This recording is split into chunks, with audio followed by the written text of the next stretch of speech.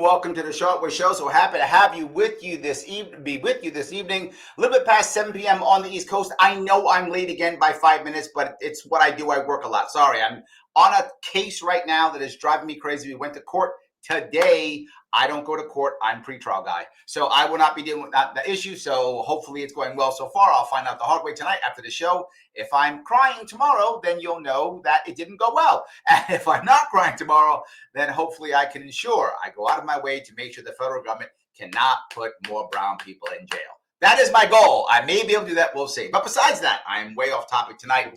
I wanted to talk about the first week of Donald Trump. We talked a little bit about first couple days with Mike Voss last week, but I want to bring on a gentleman who I happen to like very much. He is a political commentator. He has spent time with some of the bigger boys and not so big boys. He's been out there doing his own thing to the best of his ability. And he's going to chat with me about what he thinks, what's going on with the first week of Donald Trump.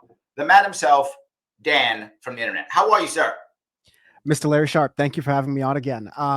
When you proposed having me on to talk about this first week, I was so interested because I think we're going to share a lot of perspectives. I'll at least admit that for the past week or so, and the lead up to Trump's second term, I've been very too steeped into a lot of left discourse, and the left being progressive, socialist, Marx, however you want to call that, and then the Democratic Party discourse has been fairly obvious. The Republican Party discourse has been fairly obvious, but I have a total blind spot to how the libertarians are taking things. I have some hints here or there, but I think that we always have an interesting conversation where we learn about each other's sides and usually find some common ground here or there. So I'm excited. Thanks for having me on. There we go. No, I appreciate it. And my chat has already told me that my mic was wrong, so I changed my mic. Thank you, chat.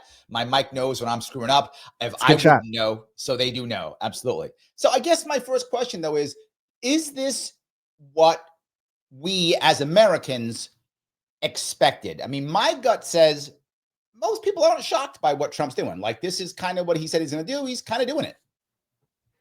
Yeah, I would agree with you. I think it always depends on how you define Americans, because there were a lot of people. One of the more devastating things I've mentioned on the Power Report, post-election coverage, is that there was a Google Trends spike for people who were just learning on election day that Joe Biden was no longer at the top of the ticket for the Democrats, right? So there are people who are kind of just unplugged from all of this, and from all sides of the political spectrum.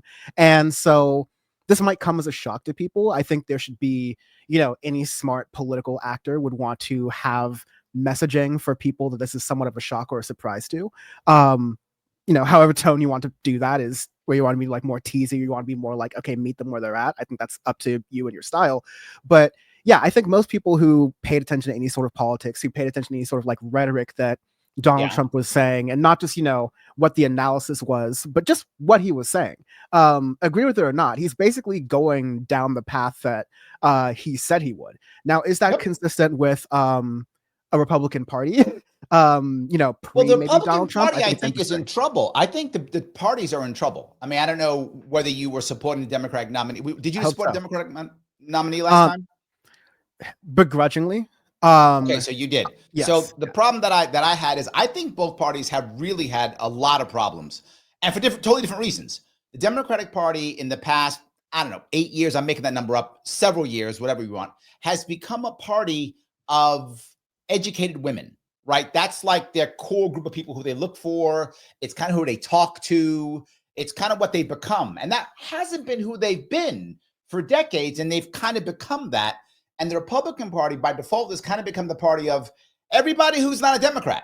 And the problem is now you have a Democratic Party that says it's for the working class, but doesn't have as many working class voters. You have a Republican Party that isn't a party of the working class, but is filled with working class voters. So I think they're both struggling in different ways.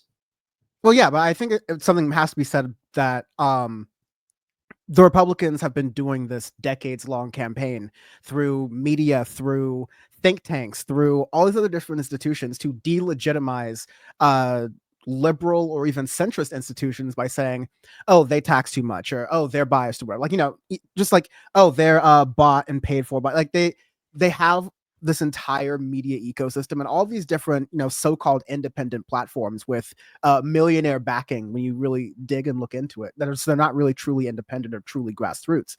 Um, they've been laying the groundwork for a lot of this stuff to the point where not only are Republicans fighting against a Democratic Party that is just like of their own creation. I don't think the Democratic Party that Republicans are talking about is like really the Democratic Party. Not that I disagree with what you said, but I just think the idea that Kamala Harris and Tim Walz ran on woke when they very deliberately tried not to mention anything that could be construed as such. It's just like we for better or worse, the public has accepted the Republicans' view of how the Democratic Party is. The Democratic But Party. hold on. They kind of did, though. They kind of did. Okay. And They what I kinda mean did by what that way? is, if you look at maybe not the actual campaign, meaning not Harris. I agree. I think Harris ran away from core Democratic issues completely. She tried to become a Republican, basically. I completely agree with you on that. But all of her surrogates in the media, surrogates who were talking, they were all like, no, yeah, if you vote, my governor, who was one of her surrogates here in New York State, her words were, if you vote Republican, you are anti-woman and anti-American. And we had other people throughout all of like the MSNBCs of the world who said things literally like, if Donald Trump wins, there'll be no more elections. And they literally called him Hitler, like literally called him Hitler. So you're right. Harris didn't. That's accurate. But like all of our surrogates did, didn't they? I mean, like, it depends on who exactly you're calling or surrogates. Every different surrogate used different language for whoever they were talking to. And I've like increasingly less take what, like MSNBC and CNN appearances because that these are like Those less people relevant than voted for others. Harris. Yeah, and a lot of people just didn't vote or didn't vote for Harris either. So that just kind of shows to how, I think we'd agree that wasn't really that effective of messaging. And to the extent that messaging did exist, I'm talking about what came from Trump and Vance and their speeches and what they actually Okay. talked about and what they said to the media versus what Harris and Walz were saying. Because once you open it to surrogates, like anyone can call themselves a surrogate and say like whatever, right? But like I get what you mean, like with Yeah, the New York but then governor. you would push away, right? Like the surrogates who were anti-Trump, and there were some who were. Trump immediately sacked them. Oh, they're fake news. Or he immediately distanced himself. Like he wasn't. He did immediately. Oh no, Pence is not my guy. He distanced immediately. Harris didn't. Harris Well, accepted when MSNBC said what MSNBC did. She accepted when CNN did. She didn't say I'm distancing myself. Trump yells at anybody. He didn't care. Say what well, I think, or I'm gonna yell at you. Well, that just goes to a different dynamic that Donald Trump has and Kamala Harris has, and a different dynamic that the conservative movement in this country has versus the non-existent liberal movement. It's kind of like what I was saying earlier, just to finish that point. Democrats haven't Okay. really stood for anything except chasing the rightward tail. So anyone on the left, again, like begrudgingly supports them, but would act, in a lot of cases, just chose to not vote or not show up or vote down ticket. So it goes to this dynamic So of what yes, you have stopped this, you from but like what hold stopped on, you from going to Jill I, Stein? I want to focus on this exact like piece Ah, here okay. because like Good. because you have this entire decades long movement of conservatives trying to and conservative institutions trying to delegitimize any other institutions on their own. Donald Trump can come in this sort of orbit and he can make the rules and he can come around and tell people what to do. He didn't really run in the Republican primary and he won decisively. Kamala Harris was thrown in there last minute from a crypt keeper in Joe Biden who didn't want to let go of power. And so, you know, I think Kamala Harris should have tried to distance herself from the Biden administration because that would have worked a lot better. She But didn't.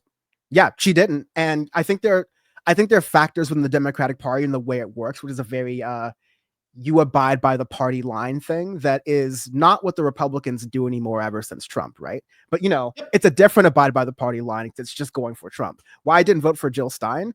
I Yeah. listen. I have taken a different tack in elections. Okay. Before 2024, especially Okay. acknowledging that I am a commentator with somewhat of a platform, and that if I'm telling people to do something, I should do it as well. Of course, I live in a state where my top of the ticket like vote is just diluted by whatever the I Democratic agree. Party option I'm a is. New And Yorker. I'm with you. yes, and we've talked about this, two-party duopoly. We're all on the same side. The end Yep. results were that you combine all of the third-party candidates. You combine all the third-party candidates, and they wouldn't have spoiled anybody for any way. Muslim voters who were expect to vote Democrat in states like Michigan and Minnesota were more of a deciding factor than third-party voters. And I think that's just like an But opportunity this is for chicken and egg, man. This is chicken and egg, right? They don't do it because they don't do it because they don't do it. So, but no, no, anyway, I want to no. walk to a. If I can say just Go one ahead. sentence just to respond Go to on. that, I think Go. this is an opportunity for third parties, and I want them to actually organize and get behind a thing, because if you Agreed. were not splitting the vote 3 or 4 different ways and you said, listen, we will hash out the politics later, we just have to address the two-party system, and you were able to, and RFK wasn't a thing, and you're able to get 10% of the vote, you're able to have a smarter media campaign. Because let me tell you, from Jill Stein to Cornel West to Claudia De La Cruz, there were some good things that all of them did, and some of the other Green Party and some of the third party candidates too, the Libertarian I candidate. moderated their But a debate lot of in the yeah, Libertarian Party of California. Yes.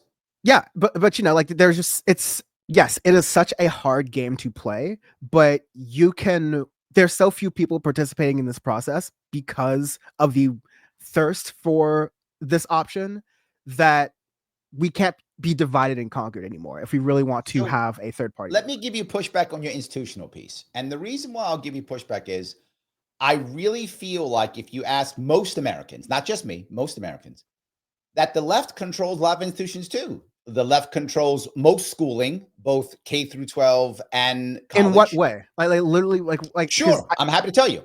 yeah. Both administrators and teachers, from teachers unions who tend to support Democratic candidates across the entire country, heavily in my state, but in all the states, teachers unions tend to support Democratic Party. The vast majority of educators are women, somewhere about 80%, depending upon the state. Some places high as 90%, and most of those women are either registered as Democrats or self-identify as left-leaning or Democrat. I think that's absolutely true. The data is there if you want to look at it. It's absolutely true. And that's also true, not to the same extent as in gender, but into higher learning. Even in colleges, you find most colleges are filled with more women than men, even administrators. And also more of them are self-identifying as left-leaning and or Democrat self-identification. You see it constantly. You see it in most places where you have government workers, places like sanitation, places like school boards. You see many of them heavily being left compared to right. Now, the exception, of course, is generally speaking, not police forces and corrections officers. Police force corrections officers tend to lean right as of the last 15 to 20 years. That would be my pushback for that. Right. I think you're just like having to tie people's voting patterns with like how second grade is taught. And I just like I'm not seeing that. You're also having to tie like I have some knowledge of the dynamics and the relationships firsthand, from school districts and teachers unions to school administrators to state governments, which are really, last I checked, they're more red states than blue states. Like the populations are different, but they're more red states than blue states. You have more red states who are controlling curriculum on the state level. The Department of Education has like some, like the main Department of Education has some standards here or there, but like it goes back to the idea of, a lot of the people who work in tech vote Democrat, therefore these are the biases for these platforms. You don't see any sort of change in how individual tech workers who tend to live in coastal areas and work around people who speak a lot of languages. So just like there's certain things with the conservative movement that doesn't have to be this sort of like white and racialized, but that exists. I just have never really seen this connection of these individual people here vote in this way. Therefore, the way these people vote really influences their work, which are not like political decisions, they're coding decisions, or like they're Well, I marketing think decisions. coding, but And those something like and else, those though, like right? and then those broader decisions are usually made by executives who care less about politics, but are more about like which way the wind blows. Because all those tech CEOs you saw, it's not that they change their opinions that much. They're Sure. like, okay, who's the person in power? If they're a Democrat, okay, we'll Sure. sway a little bit more this way. Okay, if they're a conservative, Yep. we'll sway a little bit more this way, because I wherever get the it. tax cuts are, we're going to sway towards that way. I think those power pieces are Yeah, really but are you important to not honest? miss. Hold on. Yeah. Are you honestly going to say, and living in like California, right? I know it in New York. It's not, New York is worse than California when it comes to teachers' unions. But teachers' unions have a very strong effect on elections in California, insanely strong in New York State. So that what I'm saying is, I'm not saying that all of a sudden the left runs things. That's not what I'm saying. Your What I'm saying assertion. is there is a push from the right in certain institutions, correct, and a push from the left in institutions too. This is far more 50-50 than like 90-10 Republicans, right? Well, I'm talking about where the money goes. I'm talking about where, you have, I'll put it like this. You have some, I won't even say progressives, but you have some liberals who might be buying, or, spending money on endowments for colleges or these Sure. different economic things, right? But you're going to just generally how that works have people who are more business oriented, who have tens of millions of dollars to throw around on, donating to these pipelines that take conservative leaning law students in college and pipe them towards federal judgeships. You just look at, does that exist on the right and does that exist on the left? And I also want to remind you, just like look outside of government institutions, not just like, oh, the secretary or the department of this, department of that. But Mm-hmm. we know, of course, like we're outside the two-party system, that you have lobbyists, you have all these Sure. other outside influencers that have just as much of a role on government, because you kind of don't know about them. You don't think about all these judgeship or clerk programs, but when they're organized and specifically run to pick out students and people who will vote in a certain way, who have a certain worldview, you just have to look and see if Democrats have that or are doing that. And first of all, I want more like Lena Khans than standard sort of judges and rank and file people that Democrats usually hire, because I have more bite to them.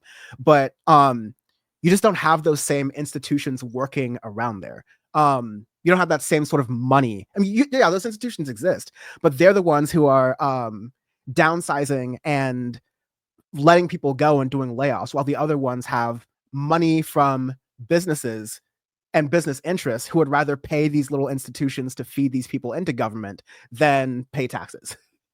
Or, I, like I to have I these don't know. frameworks. The weird part I feel on this one is I feel like when it comes to institutions, I don't see a dominant government institutions. I think are dominated by more by the left. I think that's true. Private institutions are dominated more by the right. I think it's true. But both have power. I don't. This country is still almost 50-50. But It's not like but one side is dominating the other so much.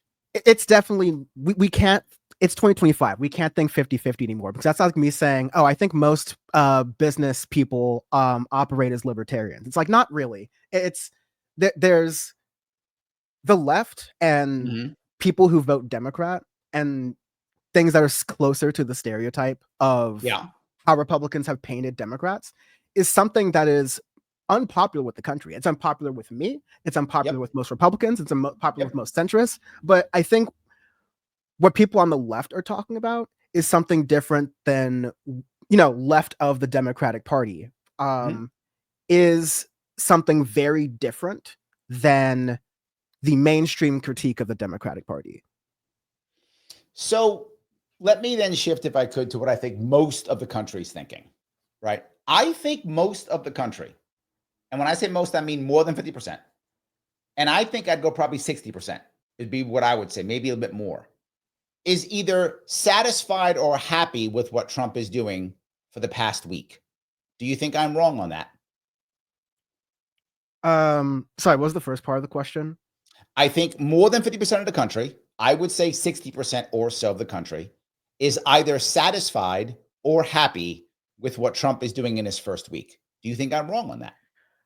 I don't have even a lick of data to do that, but I think people, presidents in their first week tend to have like a favorable weighting because they were just elected. There's no Yep. real reason to hate them yet. So I would imagine that Donald Trump might be enjoying some sort of like, momentary high from that. But, like with all presidents in this country, I mean, as being like a New York resident or even like being around New York City, I experienced it very much in LA. Part of your job in being the mayor is a punching bag. Like everyone's just gonna hate you after a certain point, and the honeymoon's gonna wear off. I don't know. I think that again, I am of course seeing a lot of the communities that I'm around which lean left, but I'm seeing a lot of surprise. I'm seeing, I'll put it like this. You're seeing surprise. I'm seeing surprise and not in a good way. I'm seeing people who like were somewhat political, but they thought that different things being said were hyperbolic, and now they're saying, "Oh no, he's actually serious about doing these things." And then in a media context, I think you're kind of framing this as like, is it a good job or a bad job? But I think that what people are noticing is that there is a deliberate strategy of Donald Trump that is not too dissimilar from his first term of like being a bull in the china shop, but it's a lot more focused. And he has some executive orders that are extreme. I think the one that gave even some conservatives shock were attempts to repeal part of the 1964 Civil Rights Act. Like that was a whoa moment for a couple people. I think, but these things are going to be immediately challenged in court. You have conservative courts, but then we're going to see exactly how far this stuff goes. And we kind of know Donald Trump was going to do all these different things that were going to challenge and stretch the Constitution. But I saw there were some wins. Like there was I think the founder of underground, I guess, trading market, Silk Road, I guess we can call it.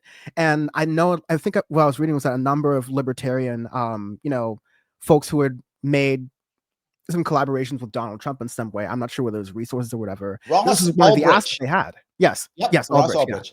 Yeah. Yes, Ross Libertarians didn't get everything we wanted at all. Not even close. No. I'm not. I don't want to imply a whole lot more. However, we did get that, so we got something, I guess. So I guess, yay. I guess we got something. So that fits the thesis. Usually we get nothing. That fits the thesis of Trump as a somewhat transactionary politician, which is agreed. I think a fair thesis. And you wish Democrats would do a little bit more of that transacting too, when they get in power, because it's really like the first 100 days are the last 100 days that the Democrats pay attention or even pretend to give lip service to the left of their party. And sometimes that's important with certain nominations, but it's a big issue with them. My biggest issue with AOC was that. AOC is my congressperson. My biggest issue with AOC has been her, in my view, and I think a lot of people would agree with me on this one, she has just basically sold out. It has not been even a little bit transactional. Just, if you're going to sell out, get something, is all I'm saying, right? If you're going to sell out, come home with something, right? I sold out, but look, I came home with this. Okay, we'll take the sellout. You came home with something. She's selling out, not even coming home with anything. So I'm not happy about that. I agree with you. So the Libertarian Party was split. You were asking about Libertarian Party. It's split probably about in half, maybe a bit more. Libertarian Party this year did not do well at all. It did one as worse as it's done in a long time. And a big chunk of libertarians left Libertarian Party for this year. Will they come back? I don't know. They might. They probably will. Generally speaking, they come back. The Libertarian solid base is about 1 million to 1.5 million votes every year, every 2 to 4 years, give or take in that area, about 1 million to 1.5 million, give or take across the country. There are some exceptions, obviously. Our best showing ever was Gary Johnson in 2016, and we got 4.5 million votes that year. He was our best showing. But he's the exception. He's the big exception. Everything else is around 1 million, 1.5 million. We only got about 500,000 votes this year. So that means about 1 million libertarians went someplace else. A bunch of them actually went to initially RFK Jr. and a bunch went to Trump. And when RFK jumped ship, a whole lot went to Trump. A lot of libertarians did vote for Trump this year. I think that's true. A lot did. And they wanted more. And most libertarians that I know are not satisfied yet. They would like more. Some are happy. Some are like, yay, we just hate Harris. she's a communist or whatever they said. I know she's not a communist, but that's the story. So yay, we didn't get her because she's a communist, so that's great. So some are that. But I think most of them are like, we like a little bit more if we could. We would like that a lot if we could get more. So I think that's what most libertarians are. That's interesting. Yeah, I think the reason I've learned a lot of interesting things, even just like within my own coalition being like the political left over the past couple months, and kind of the I guess the autopsy phase of everything that's happened, right? And I've found that everyone kind of like approaches politics and comes to politics with very different, like vastly different stakes. And those stakes can sometimes inform not just your opinions, but how strongly you go towards your opinions. So I think one major failure of Kamala Harris was holding Joe Biden's line on the war in Gaza. 100%. Yeah, I think you were able to see, you know, and that hurt RFK too. Oh yeah, absolutely. And you know, I think you're able to see that. And in the piece that I was holding on to as well was that I don't think I have it in my heart to tell someone who is Palestinian American, Lebanese American, Muslim, or you know, in the a straight white man who grew up in Iowa, who like has a really like has their heart has just like been shattered multiple times, seeing what's going on, maybe even knowing people who have been victims of this, like, you know, of the Biden administration's assisted efforts in supporting, continuing, and protecting those most responsible for the retaliation of October 7th. And, you know, I think that was a moment right there where you were able to see. Wasn't Harris going to do it too? Wasn't Harris going to do it? Wasn't Trump going to do it? I mean, the Most reality likely, of it yes. is, I mean, I don't mean to be mean on this. I disagree with this. I do not want Gaza to be bombed. Let me make it clear. It's not what I want. It's not what libertarians want. It's not what the Green Party wants. I don't know. I see all that Marine stuff behind you. No, I'm just kidding. I was a Marine 100%, and I've said it before, and I'll cover that in a second. But the first reason to bring up is the anti-war movement's only in the third parties. It doesn't exist in the two major parties, right? It's only in the third parties, right? Even the Constitution Party doesn't want to bomb them, right? I mean, even they don't. Like they're the only ones who actually don't want to do anything. So my point being, even though I don't want it, don't we have to accept that it's gonna happen? And shouldn't we try to then get the best we can, knowing that that's going to happen? Am I wrong? And so you're right. And so that's how everyone was voting. But because everyone is approaching, everyone, even on the Democratic Party side, or, you know, whether you chose to vote for a Democrat because you believe for whatever reason that Kamala Harris was harm reduction and that maybe she would listen to reason, or you chose to vote Trump because you, again, for whatever reason, believe that he would, you know, lead to a medium to long-term end to the suffering of Palestinians and not just trying to profit off of the destruction that Israel has wrought. There are some people who are like, you have to vote within that two-party system to send whatever message you want to send or get whatever outcome you want to send.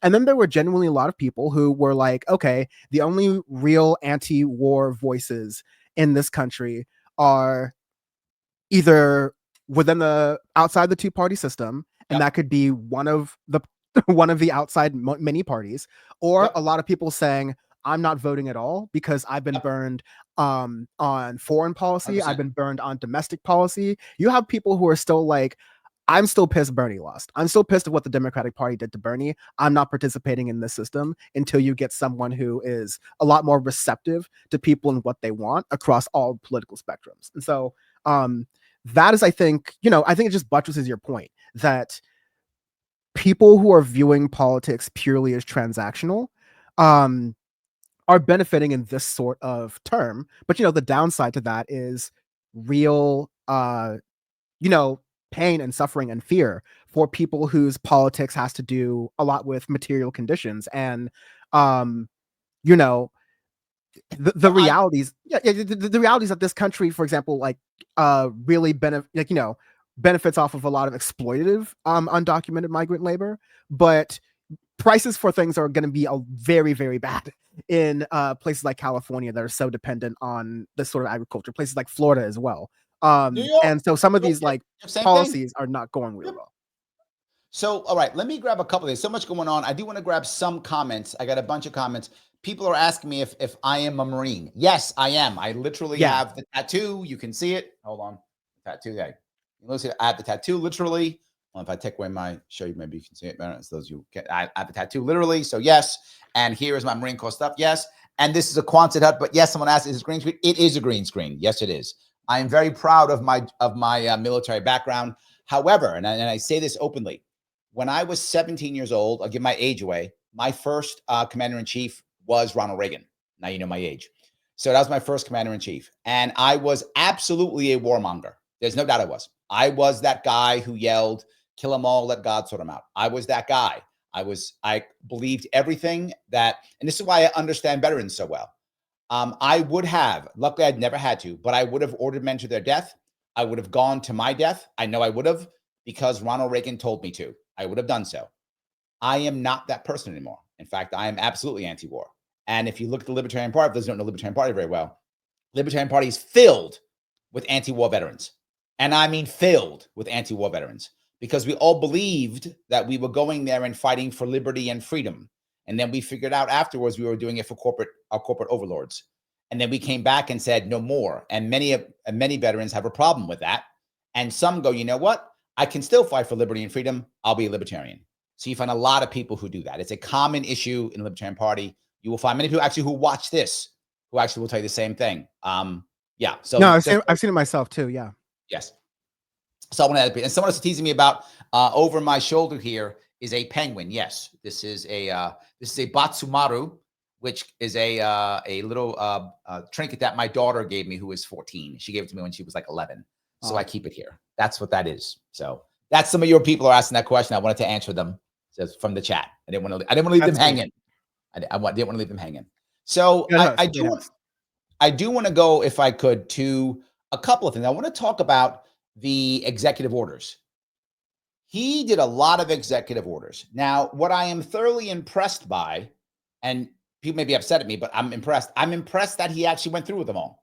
A lot of guys talk trash. He talked a lot of trash, and he went through with it. And this part, I'm like, good. You talked the trash and you did it. I'm not happy about that. I am happy that he went through with it. I'm not saying I'm happy with every one of them that he did. I'm not saying that. But I am happy that we're actually doing this. I hope, and as crazy as this may sound, I'm actually hoping this is a precedent. I'm hoping it's a precedent that if someone says they're going to do something, you vote for them, and they freaking do it, which we have not seen. Now, again, you may hate what he's doing, but I think this precedent of I'm going to say some stuff, and it's not just talk to get elected. When I get elected, the stuff that I told you, I'm going to do it. I hope this isn't the exception to the rule. Am I off on this?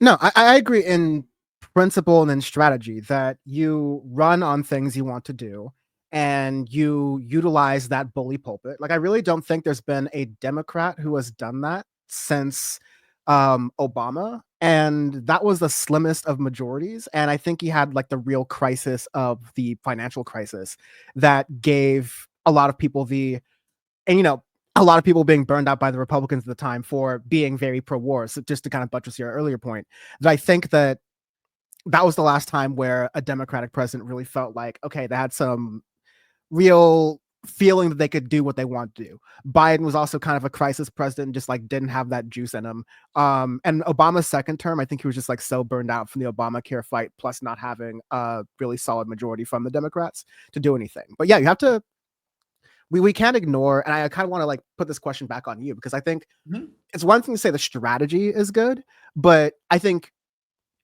from a I don't even think it's a libertarian perspective, because I think like all these different words can mean different things, but I want to get into like the meat of some of these policy ideas.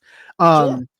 I think, one of the more everything's interesting, but a really interesting topic is what he's doing with federal freezing, federal like freezing of like hiring, mandating that federal workers return to office.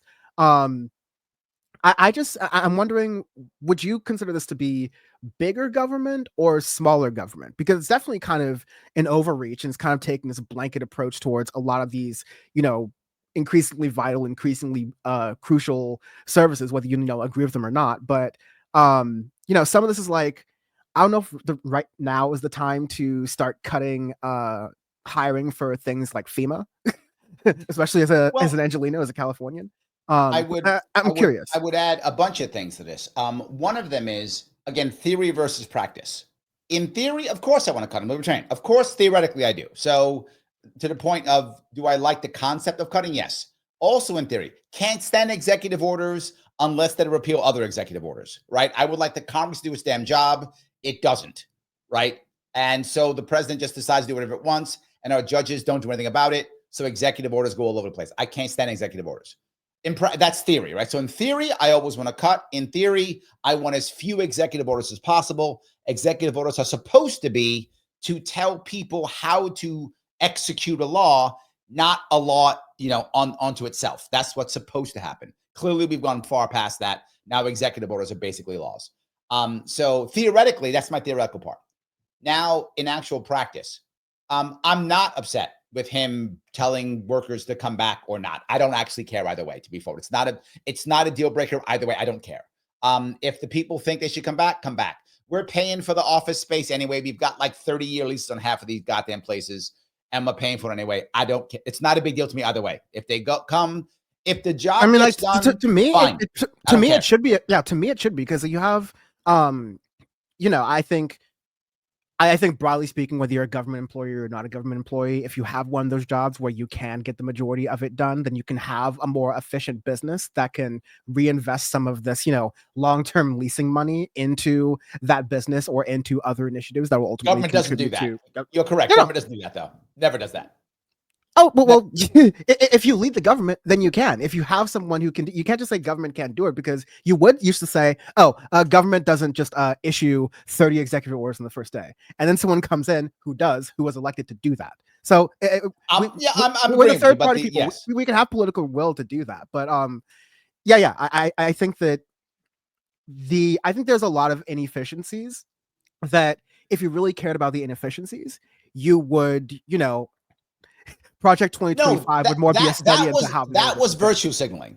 That order was virtue signaling. All I'm saying is I don't really care. It's not that big of a deal to me, is all I'm saying, right? That's not high in my priorities. But yes, I agree with you. It was virtue signaling, but I don't really care that much. I question kind of like, why is it high in priorities if it's something that could, like, if you really care about cutting government but keeping the things that are important, then okay, let's look at the agencies that actually can work from home and let them work from home. And the agencies that do need to come in, come in. Yeah. Virtue signaling is the inefficient government thing that Republicans and libertarians were criticizing Democrats for doing, rightfully or wrongfully. So I think it's happening right now. So like, I don't believe, maybe I'm a little bit more like a, whatever your ideology is, you take that as not like a gospel, but you just take that theory as far as you can.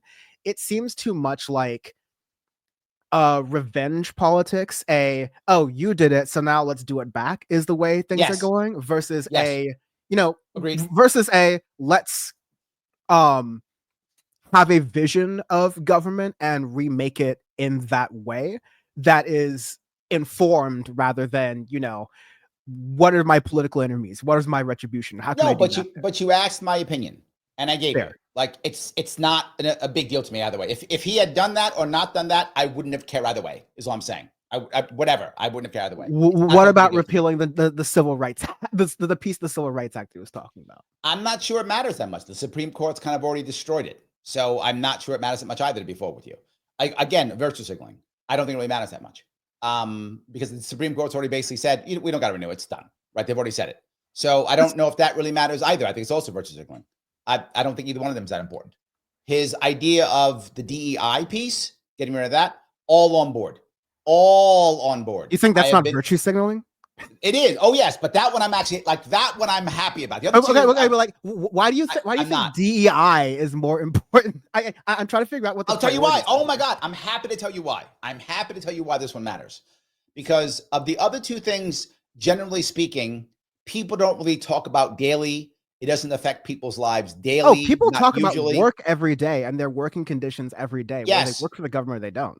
they do, but the specific people who are working in those departments, that's X percentage of the country. The country itself is, and whatever they make them do, they're gonna get over it. Like whatever they make them do, they're gonna get over it in 6 months.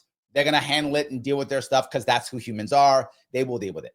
But when it comes to DEI does several things bad. The people who did diversity training, which I used to do and have done for years, they have destroyed it. And it was the grifters who destroyed it. Diversity training had a golden age in my view. And this is my personal view, Dan, from me being in it. At the golden age about the mid 90s, late 90s to around 2010-ish in that area. We were actually teaching things like emotional intelligence, understanding somebody else, empathy, things like that actually matter in a workplace, that actually matter with human beings. And the concept of using personality charts, not to pit somebody in a hole, but to recognize people are different and that people think differently from you. I did it myself. I have an entire class on it. I do it. It was very good. Then it became, oh no, let's put you in a box and let's go to anti-racism. And the second that happened, DEI was destroyed. And it has been for at least 15 years, maybe I'm in that area, because I'm also in my head, I dealt with this in New York City. I actually dealt with it literally in city agencies. I dealt with it in private companies. It became a disaster. DEI is now a disaster and has such a bad even thought process that now when you just say it, people hate it. So it has failed utterly.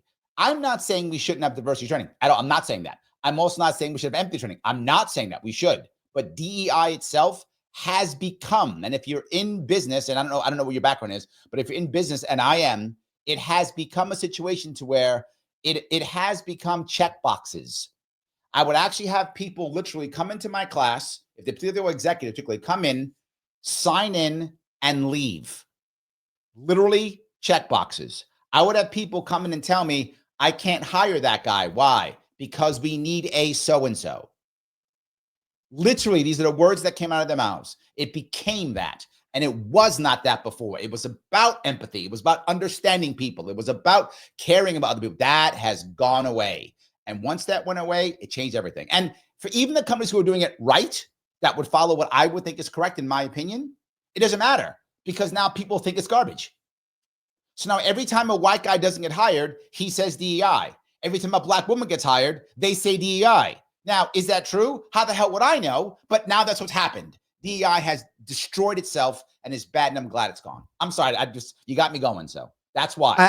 I got you. And I think I'm in the absolute flip here where like, I have just always seen DEI as the latest version of cancel culture, as the latest version of political correctness. It's like a shadow box thing that conservatives can go towards to get to the actual things they're trying to get rid of, right? Because like I have yet to see any like major real studies defining DEI as something that, you know, it can be nebulously be defined as you know, workplace training and meetings. It can nebulously be defined as workplace hiring practices. It can nebulously be defined as you know, what products Target or Walmart has in their stores. I think you're literally making my point.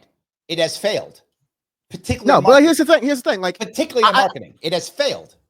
But like, no, my point is that DEI, like cancel culture, like political correctness, are these things that exist in the political space. And because, you know, I think actors don't like to define it, they just like call anything they don't like, any sort of, you know, if you read between the lines, anti-white discrimination as DEI, then yeah, you can, we wouldn't use the words like DEI. That'd be a very, you know, kind of college term 15 years ago, right? People weren't like ranting about these like workplace trainings, but people were ranting about, oh, I bet that black lady didn't deserve that job me, a white man, should have had. Oh, it's this like, you know, political correctness that's happening, that's infiltrated the workplace, and now it's hard for white people. Like, it's the same stuff that's been said for years and years and years. lights up the Republican Party base, not all Republicans, but lights up the people that allows them to get the power that they have right now.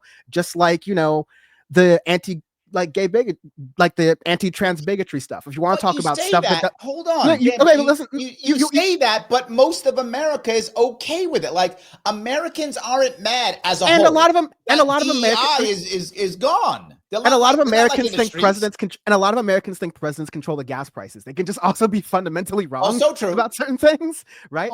Because of how the media is giving it to them. And if you're only getting, and I think Democrats should have just never fallen into, this is why people on the left get annoyed with this, is that Democrats said, yeah, DEI is this thing that makes DEI is Kamala Harris. It's the thing that makes black people get extra advantages that white people don't get. Instead of saying no, if someone is doing what you described, which is, oh, we need to hire this person, that is workplace discrimination. Like that is protected, right? That should not be happening. It is not protected. There are already laws against that. Okay, but that's the argument that you say, but there's a difference between that and what you got and you were hearing from people in the immediate aftermath of the election was like, oh, go ahead and let's bring back catcalling in the office and make sure all the women are wearing all these skirts. You have people who are like, I can't wait to say the R word, slurs for people with developmental disabilities in the office now. Let's go back to this old thing. There's a certain point about and I think you agree with this, Larry, unfortunately, workplaces are where we sometimes have to interface with these rougher edges and these edgelord sort of opinions because people need to work together. And if people are, if someone's calling you the N-word and they're your boss in the workplace, that's going to affect work. That's going to affect a lot of different things. That is different. You're exaggerating though here. You are exaggerating here. I'm literally not. Please, are you going to tell me that a common thing throughout America is bosses dropping the N-word to their black employees? Now, I'm not saying I'm saying people are having racist, sexist experiences by people who have power dynamics over them in the workplace. And, I'm saying that a lot of people, many of those times, it's accidental or inadvertent, but it could totally be handled by, one of these little, trainings. For some people, it's checking a box, but you know what? It is important to happen because in a workplace there are certain protections. But let me tell you the difference between the two. Hold on, let me tell you the difference between the two. This is why it matters. DEI is just like a creation by a conservative media. Is really the difference. No, the difference is you had those guys. What was that guy? Kendi. That guy's a grifter. That guy, him and his ilk wrecked it. And him tell you the difference. Ibram X. Kendi. Right. Yes. Talk to any worker who that is, and they'll be like, I have no idea who you're talking about. I know, but I'm telling you who wrecked it. They don't have to know. I'm telling you who wrecked it. And what happened was, what you're saying is correct. And I used to handle that with empathy training. Empathy training is correct. I'll give you an actual example of what happened to me. It's a true story. I'm doing it. This is probably 2008, 2009, maybe in that area, maybe 10 in that area. And I'm at a large accounting firm in Manhattan. And the guy who ran the firm was in his 70s. He was one of the partners. He was in his 70s. So this guy came up in the 60s, where he came up. And it's during a break. And I'm actually doing a gender class on gender empathy, right? So and he has a lot of females who are his part of his leadership in his accounting firm. So he's on his phone during a break. I wish I had planned this, Dan. I did not. This just happened. He says, yeah. I'll have my girl send it over to you. So he says, and he hangs up. And right after that, I didn't say a word, but one of the women there, she went to him in public. She said, do you understand how that made us feel? That's all she said. Now, I had taught her that.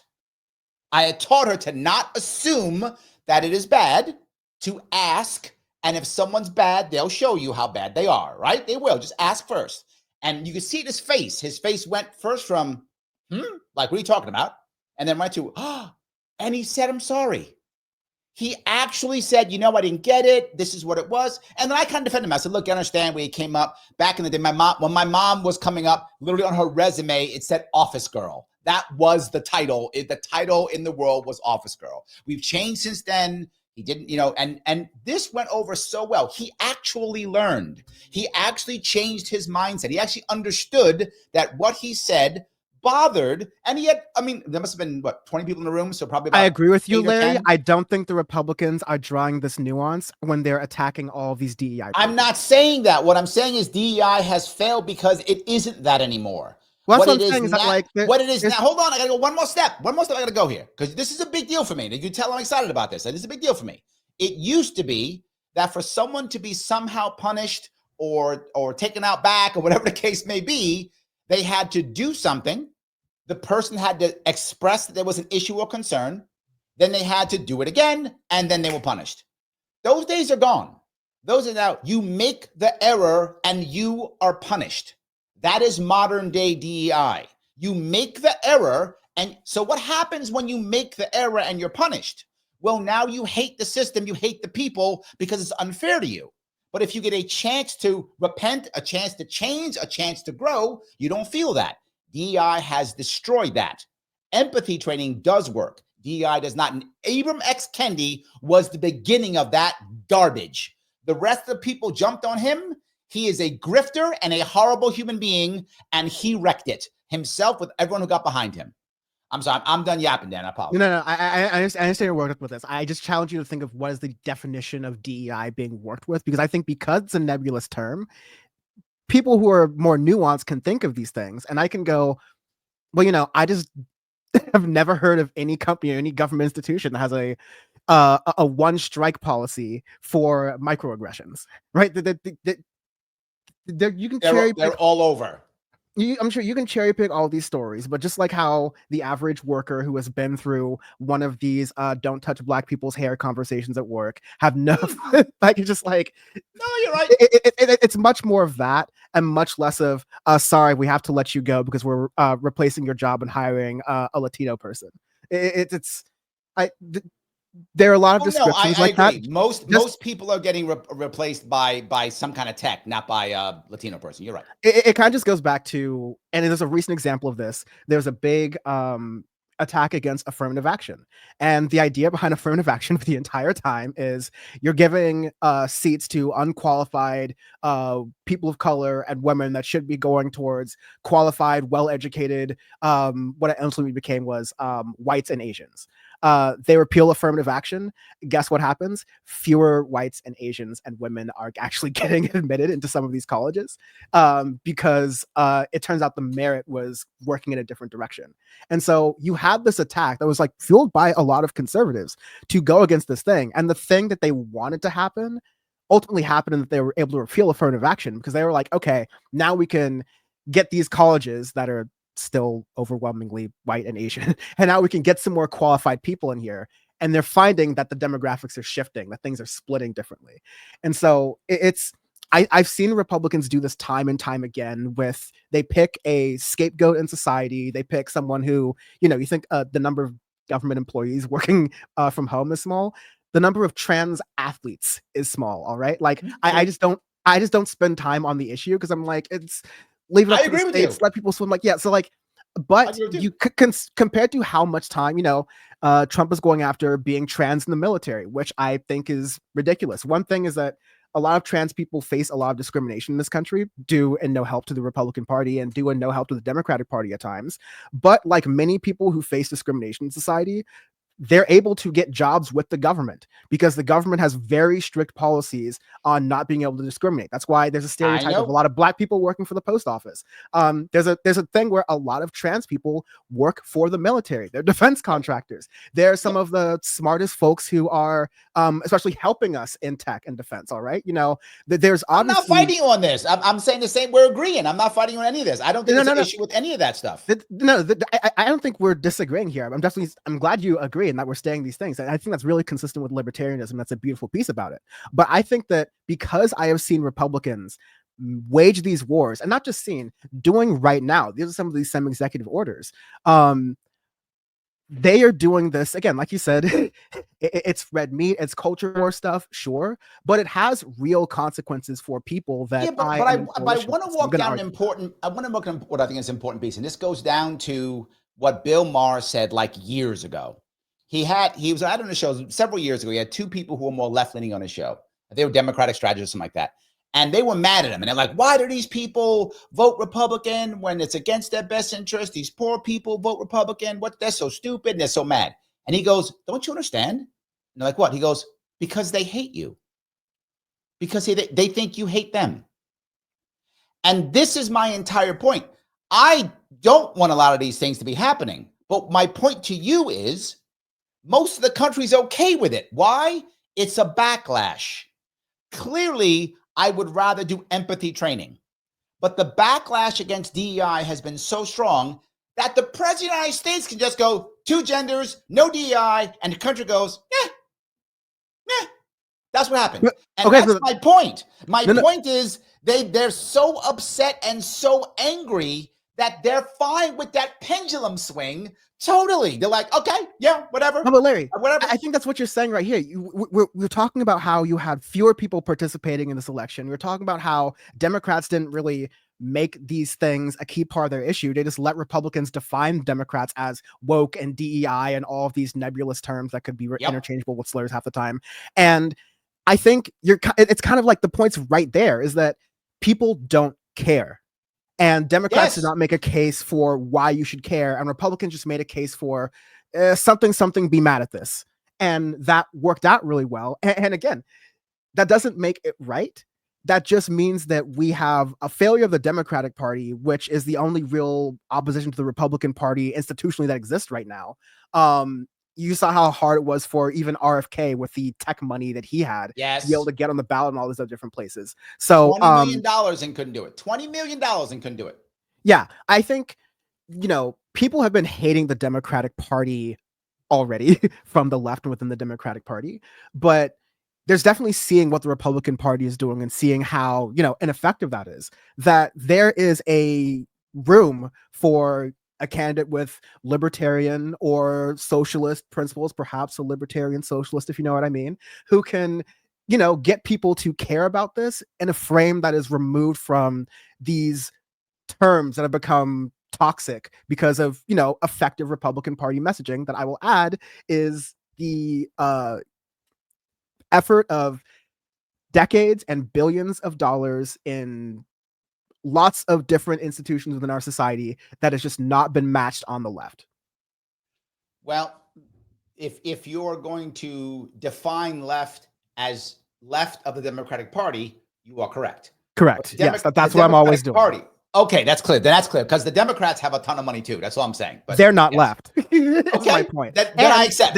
They spend a lot, and they spend a lot more of their money on things that are not investing in a long-term political project. Conservatives do a lot better of a job at investing in the long-term political project, in my opinion. All right, let me grab. I have to do a little bit of a business here, if you don't mind, guys. Do me a favor. Dan has given us so much good stuff. Follow him over on X or Twitter at Dan from the Web. Also, all of his links are, if you check Rumble, if you check YouTube or Facebook, I put his links there. You can check his links out if you want to check out what he's doing. He's being so good to us, giving us his time. Please help him out if you would. I appreciate it. Click the like button in general. If you don't click the like button, it means you don't like me. And now I'm mad at you. So click the like button, damn you. Do it. It keeps the man, Mr. Rhythm. His first name is Al. His middle name is Gore. And his last name is Rhythm. He likes when you click the like button. So do that. If you have not reposted this yet, please do so. Please subscribe and or follow on all the things. You know, this is live on 8 different platforms. You're watching on one of them. Well, follow it.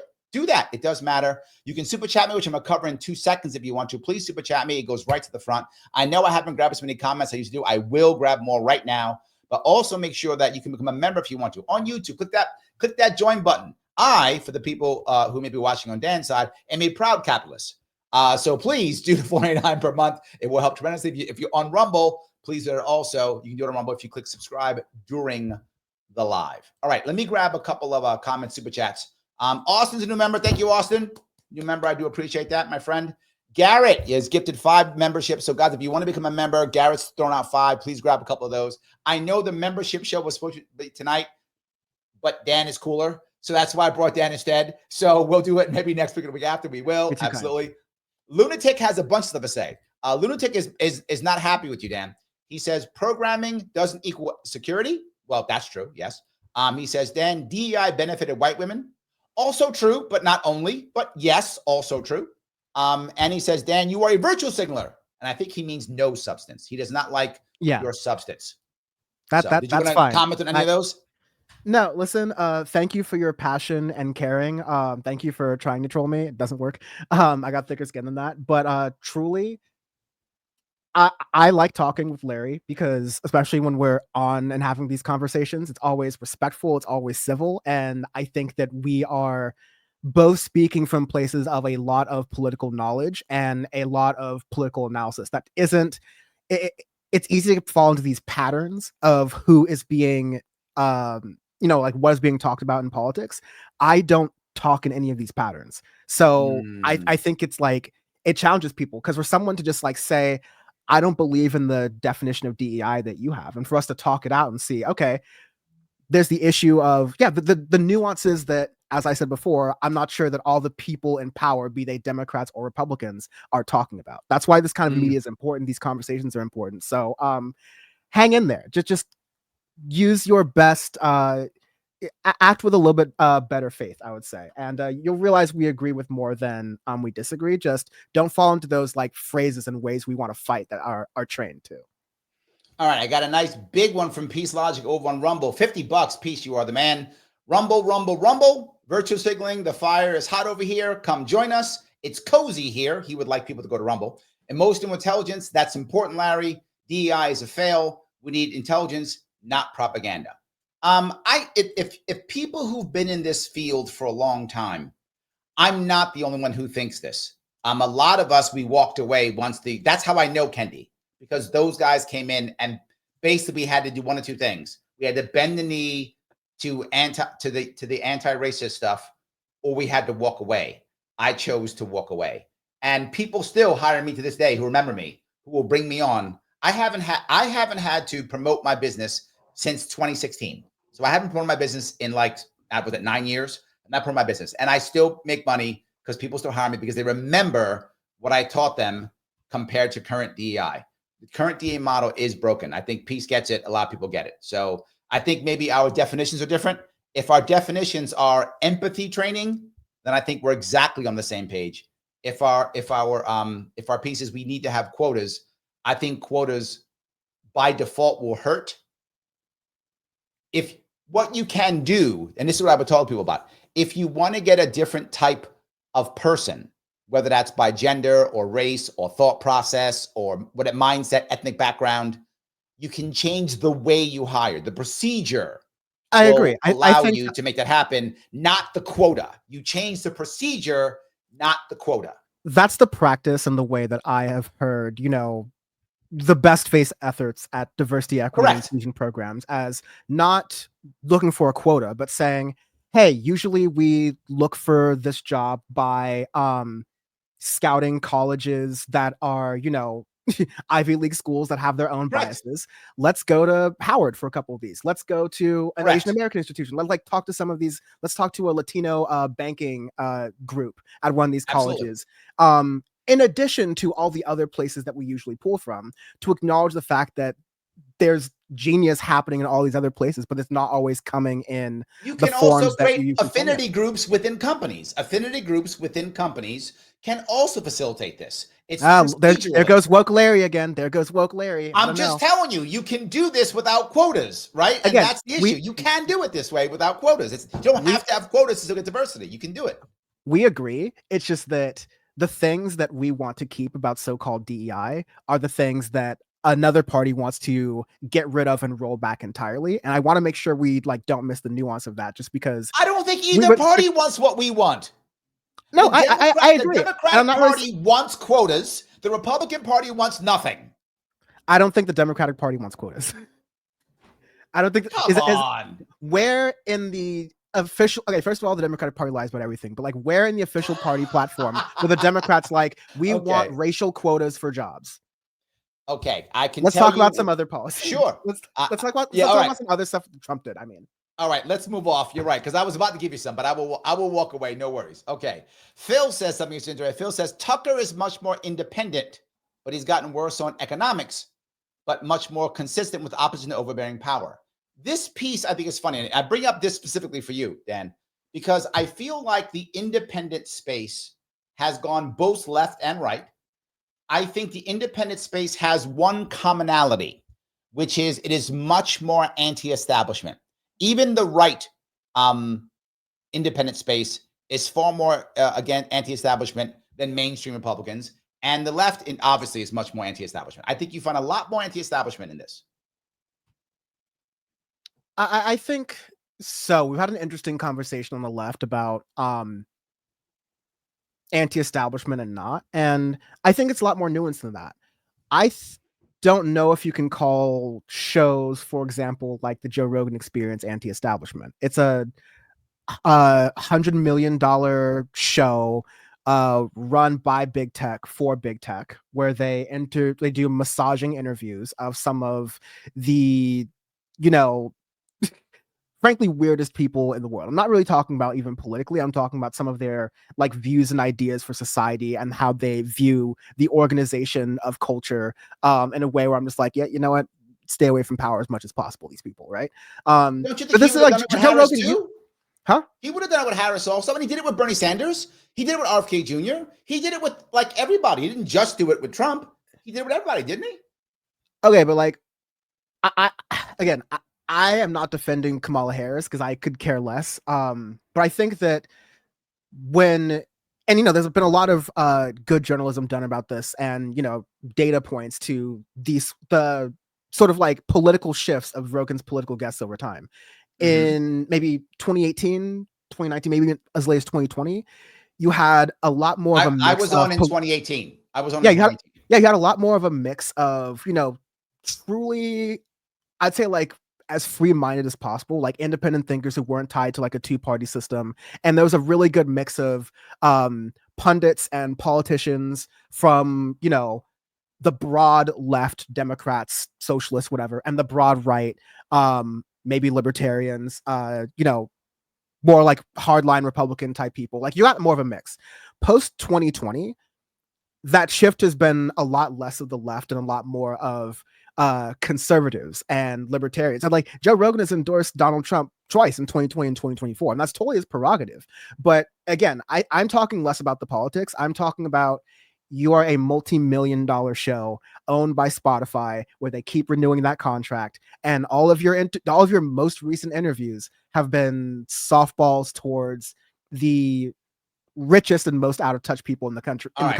When Joe Rogan's thing used to be different. I'm just like, this is independent media. When you have people who are doing things grassroots, who are trying to get all these ideas together, you don't have to be broke to do independent media. But I don't consider crooked media, right, on the Democratic Party side to be independent media, because they are literally mouthpieces for the Democratic Party and the Obama sort of ilk, and that's before you mention that their main hosts are former Obama speechwriters, right? So like, I think it's just like, right now, to make that point, you have to be really careful of, like, independent media doesn't just mean that like it's not on a cable channel. That used to kind of be the definition, but it's really about how accountable are you to yourself and your audience versus accountable to corporate interests. When you're reading those sponsors, are those sponsors affecting any of your reporting, or does it happen to, like, line hand in hand with your analysis of what you're talking about, right? Like, I think we need to be a little, everyone, I'm not saying like left, right, center. I think you and I were smart about this, but I think everyone needs to think about, do like 2 or 3 steps deeper into what media we're consuming. I want to grab something. I had some guy who was mad at you. Now one of you guys is mad at me. So make it fair. Mars Falcon says, libertarians are great. They bring all the comical ideas and incoherent hodgepodge of absurd politics of your typical fascist without guaranteed bigotry and authoritarianism. Tough, though, to be a fascist without authoritarianism, though, Mars. I think you that one you contradict yourself, right? I mean, I can't be both of them. I got to be one or the other. I am not a fascist, by the way. I preach that. I am a proud comical libertarian, though. That I am. I will cop to that one. That I will cop to. But it's funny. Just be careful about the coalitions you're building. Yes. Yes. But the issue I'll bring up with that is, there is a piece that I feel that this will be the pushback people would give you about Rogan, right? And I think there's some truth to this. And let me tell you why I think this. The guy who ran in 2018, who ran my marketing when I ran for governor in 2018, used to run veterans for Bernie. He was a Bernie guy. and then became a Larry Sharpe guy, right? Why? Because he saw both of us as rebels. That's what he saw. A lot of people who supported Bernie in 2016, by 2020 had gone to Trump, a lot of them because they saw Trump as a rebel. That was the whole point. They wanted a rebellion. They recognized the system does not work, and they're like, these two parties aren't going to give me a goddamn thing, so I'm voting for whoever I think is the most rebellious. I think a lot of those people, to your earlier point, couldn't even have told you one of Donald Trump's policies. Wouldn't even know. Just knew he yells at people and stuff. And that was the reason why they voted for him, because he felt like he wasn't one of them. That guy that I was talking about, he didn't know any about Bernie policies, but he knew he hated the rich and wanted change. And he's like, okay, I'm in. Like, that's all I need to know. Whatever else is fine. So I think that's one piece. But a second piece, I think someone like a Joe Rogan, I think was more rebellious originally. I do think he's not that to this day. I agree with you. I think he's much more corporate now than he's ever been. However, something else I think happened, and this happens constantly. In the past 10 years or so, it's about the Democratic establishment has been so authoritarian, and that came out in 2016 when they literally railroaded Bernie, that if you're not one of us, you're not good enough. Add on top of that cancel culture. Add on top of that scolding, or as I love what Vosh, the title he uses, woke scolds. That's what he uses. And all that of was a term invented by Ben Shapiro on the right. Was that right? First person to use it. Yes. I didn't know that. Vosh used that. I heard Vosh use it. That's what I remembered. But that's where I got that. But I love that concept of all of that together. And now you have people who say, I'm going to go to the opposite because I just hate you.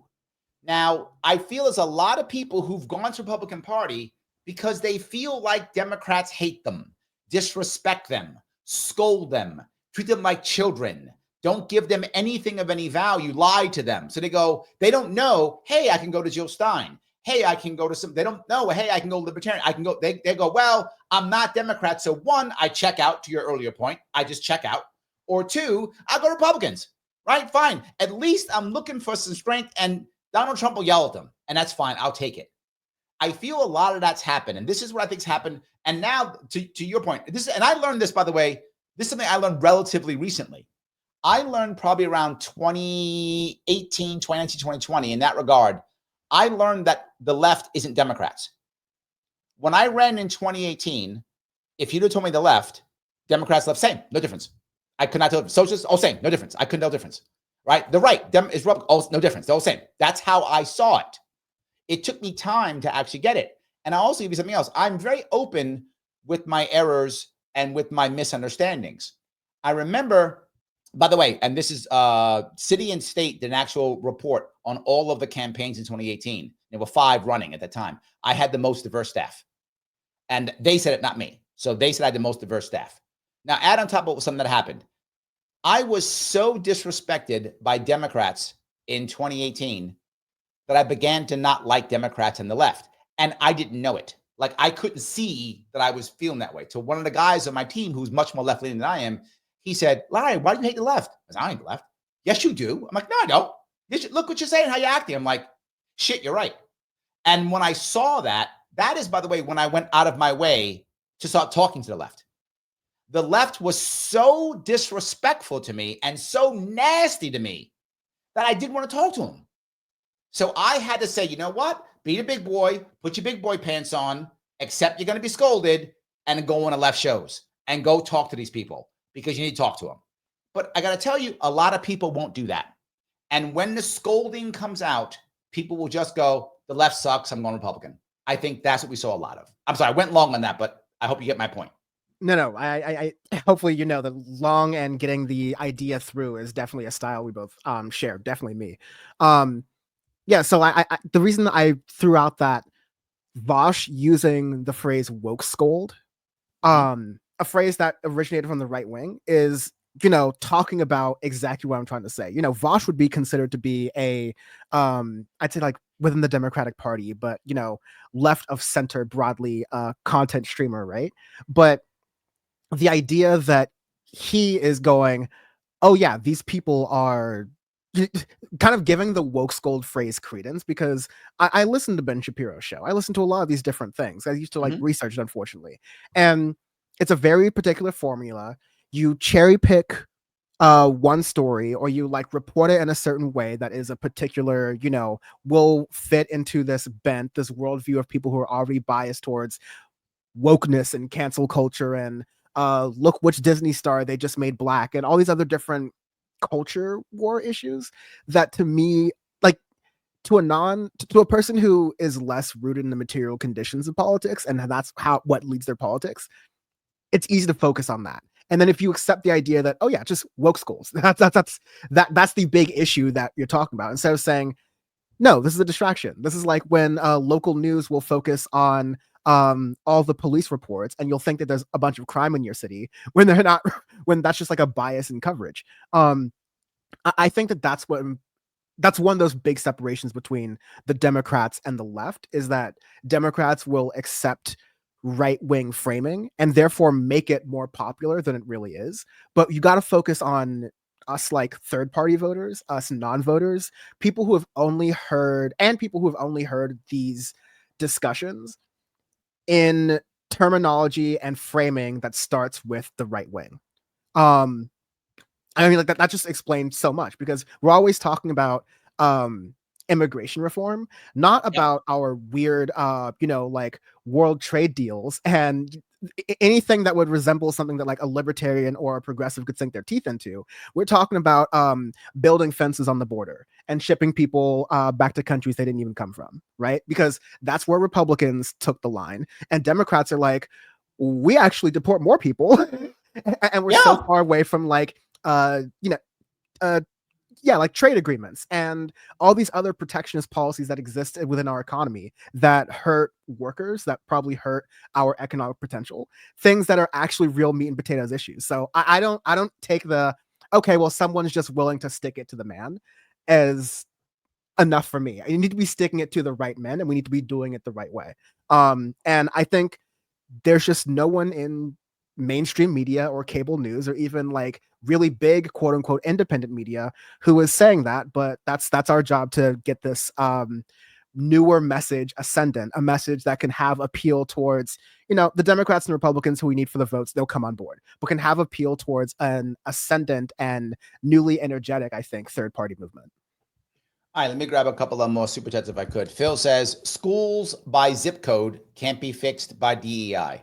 It's a valid point. I think our school system is a broken system. You got to fix that. Valid point. I don't think there's any sort of claim that DEI fixes that. It's, these are systemic issues that I would rather us be arguing about that than trying to figure out, what are third grade kids learning about race? Like, I think there's the issue you find with this, and this is where you find most people upset, and I see it across New York, regardless of Republican or Democrat. The concept that people get upset when it comes to schooling is they don't like school choice for two reasons.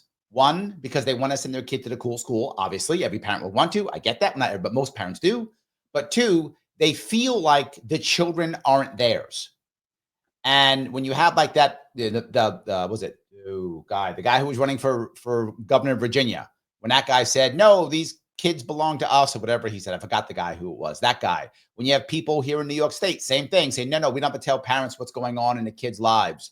These type of things makes parents go, no. And then to my earlier point about DEI, that's not DEI. I agree with you. It's not DEI, but DEI has such a horrible stigma to it, such a terrible stench, that now that becomes DEI. That now is, even though it isn't officially, now it is. That is my point. I'm okay with DEI going away. Let's go back to empathy training. Let's go back to that. Let's go back to that. I'll be fine. So anyway, I just wanted to bring that piece up.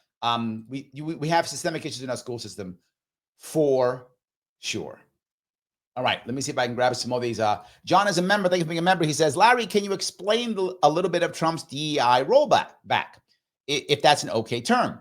And would it reach as far as government awarded contracts that favor minority business owners? Actually, it would not do that, and it's only federal. And his DEI rollback plan is grossly simple because it's actually virtue signaling.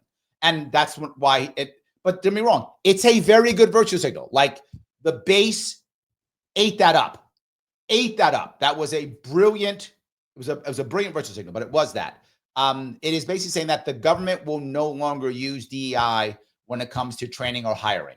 It does not affect government awarded contracts because that's separate issues with minority and or woman-owned businesses, etc. These are separate policies. Now he could change those too, but this did not do that. Did you want to cover that, Dan? No, do you want to touch that?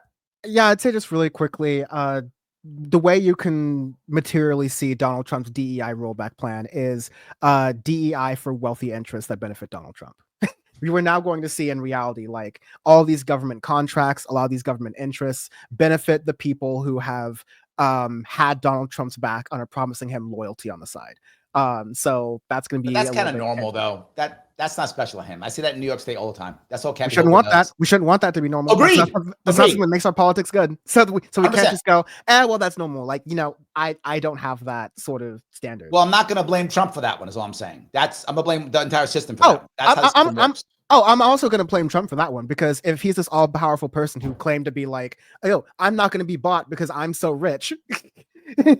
Okay, well, we're turning around and looking He didn't say that this time, though.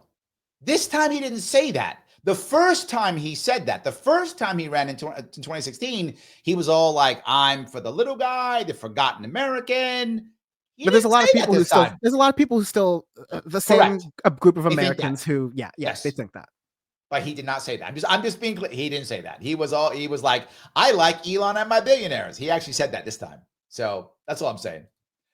Christine, thank you for being a member. She says, I'm digging the Avenger vibe of Trump's cabinet picks. I got to tell you, me too. I actually like the idea of a unity ticket. I like the concept. The Democrats should have done something like that. Democrats should have brought on RFK Jr. and or Jill Stein and or Marianne Williamson and something like that to make a unity ticket. They didn't do any of that. Wait. Sorry. They couldn't have got RFK Jr. because they already got rid of it. Who on like my form of the left is represented in any of the names you mentioned? Not on your form. No, not on your side. No, but okay. So like, how is it unity?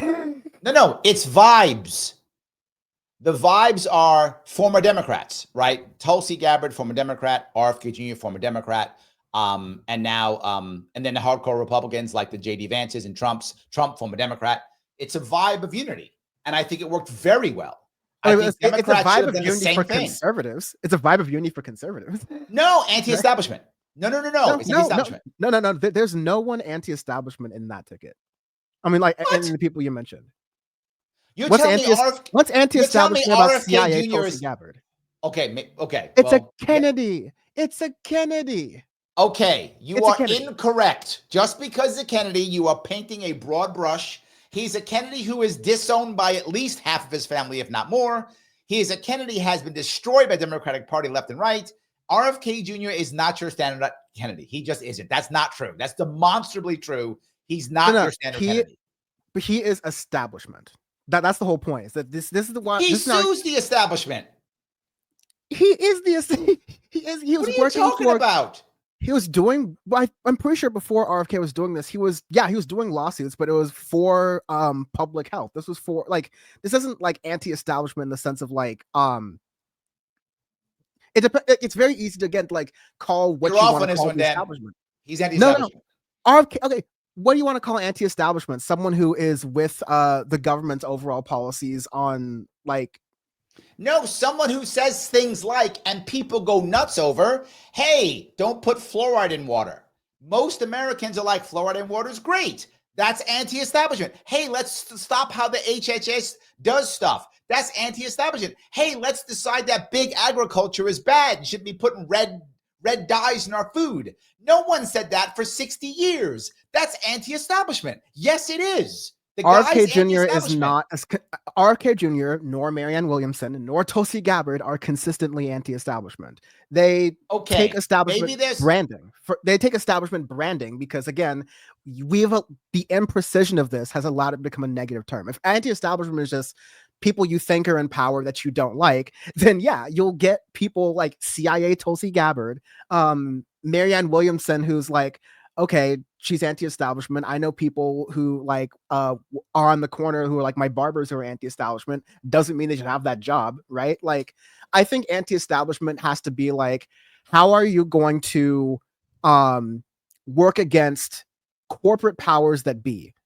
in order to make people's lives better? How are you going to, here's an anti-establishment thing that libertarians and leftists can agree on. How do we take an anti-establishment approach towards housing stock, right? To get people, to get more houses around to lower some rents. How do we even go beyond that to lower rents? Because you can't just build housing overnight. You're going to have to you're going to have to make it more efficient for these different things, right? Like, so it's not just anti-establishment to say, and I'm not going to make fun of RFK Jr.'s voice, that's messed up, but it's like it's not just anti-establishment to pick vaccine skepticism, which has existed forever, and like say that, okay, well, he's anti-establishment for this. It's not anti-establishment to just do like the bare minimum of what Europe has been doing with banning. You just don't like RFK Jr. You just don't like RFK Jr. He's absolutely anti-establishment. No, my original point was that you said that this is a unity ticket, a unity cabinet based on vibes. And I'm like, yes. There's no person who would represent anything of the Democratic Party other than being Democrats in name only, formerly.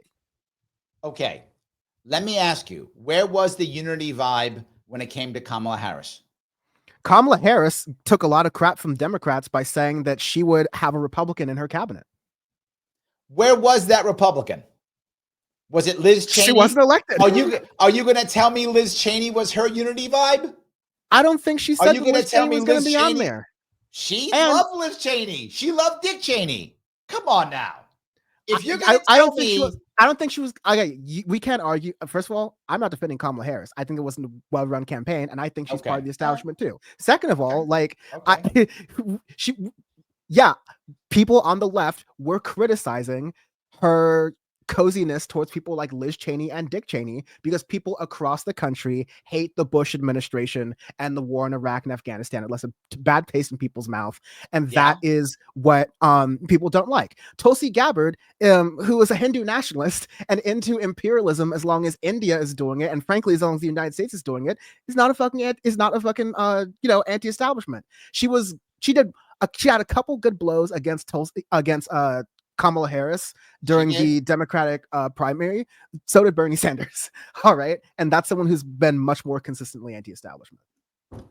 All right. That one we have to agree disagree because he's anti-establishment, but that's fine. It's fine. Whatever helps you sleep at night, man. It does, actually. Thank you very much. It actually does let me sleep better at night. It does. And here's the reason why it matters. Because if RFK Jr. gets HHS, and I hope that he does, and it looks like he will, if he gets it, and he makes any change against the establishment at all, whatever he does, that sets the groundwork for anybody else to make change. Right now, it doesn't exist. It's what I told you before. I don't know if you know this, but I worked for a couple PACs last year, and one of them helped to get helped to get Dr. Cornel West on the ballot in North Carolina. Why would I do that? Him and I do not. I mean, I know him and I like Dr. Cornel West. I know him. I've been on stage with him more than once. But politically, we're not the same, right? Obviously, not the same politically. Why would I do that? Because if anybody breaks through this hole, we all do. That's the reason why. I was in the Vanguard maybe a year ago, and I was telling them about how if in New York State, the only person on my ballot besides the Democrat and Republican, if the only one on there was Jill Stein, I'd vote for Jill Stein. And they said, why would you vote for Jill Stein? She's not like you at all. I said, you're right. I said, but if Jill Stein can pick up speed, if Jill Stein can break a hole in this, then libertarians can too. Then Cornel West can. Then RFK, everybody can. Someone's got to break a hole in this system so we don't keep voting for the two who don't care about us at all. And I am also very realistic on what I expect. Did I expect, Jill Stein to win? Of course not. Did I hope she could make impact? I did. I hoped she could make impact. Clearly, she did not, but I hope she did. I wanted RFK Jr. to run to the end and break 5%. I want him to break 5%. That's what I wanted him. I want him to run as independent and break 5% because that would have been impact. That's what I wanted. And I want impact. Now, RFK Jr. is not libertarian. And I still would have said, yes, let's get him in to break the 5%. I want change no matter what. And that's what I push. And I know you're like, but they're not whatever. They're not libertarian or they're not unity or not this. I don't care. His vibe, Trump's vibe, if you can be mad at it if you want to, but Trump's vibe, bringing on Tulsi Gabbard, Elon Musk, Vivek Ramaswamy, RFK Jr., that's what got him to beat Harris when it came to the popular vote. He might have still won the election, I don't know, but he got the popular vote because RFK Jr. brought at least 3 million votes, and the Libertarians brought at least 500,000 and maybe 1 million. Those came in, and that got him over the popular vote.